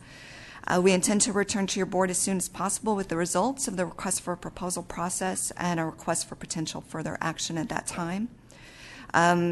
Staff has reviewed the public comments that have been submitted to your board, and we are prepared to address any questions you may have today. Thank you. Any questions by board members this time? Jennifer? Yeah, thank you for the brief report.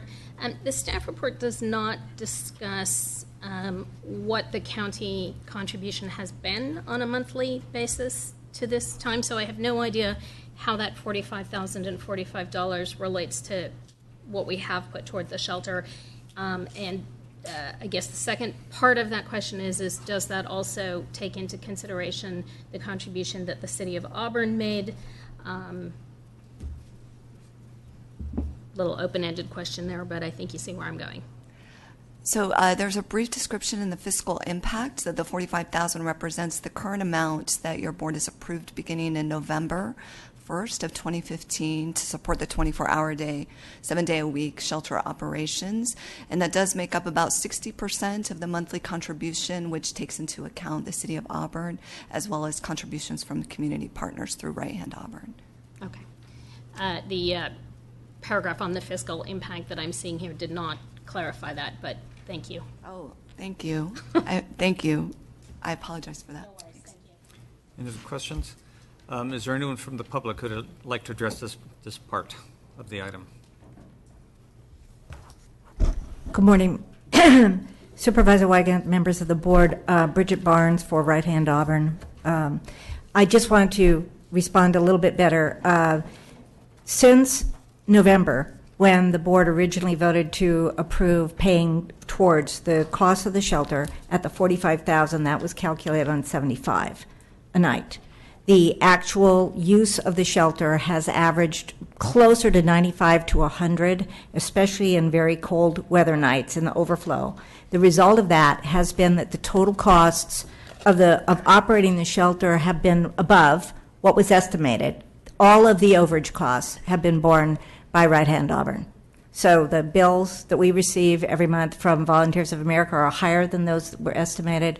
We cover the food, we cover the utilities, we cover any of the overage on those costs. These are provided through, as you know, most of our faith-based partners and very generous business interest from people in the immediate community. Thank you. Okay. Anyone else? What's the pleasure of the board?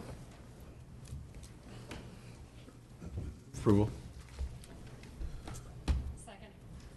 Motion by Duran, second by Montgomery regarding the site agreement and amendments with Right Hand Auburn. Could we have a roll call, please?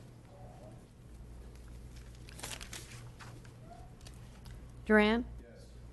Holmes? No. Euler? No. Montgomery? Yes. Wygant? Yes. Thank you. That concludes our meeting for the day.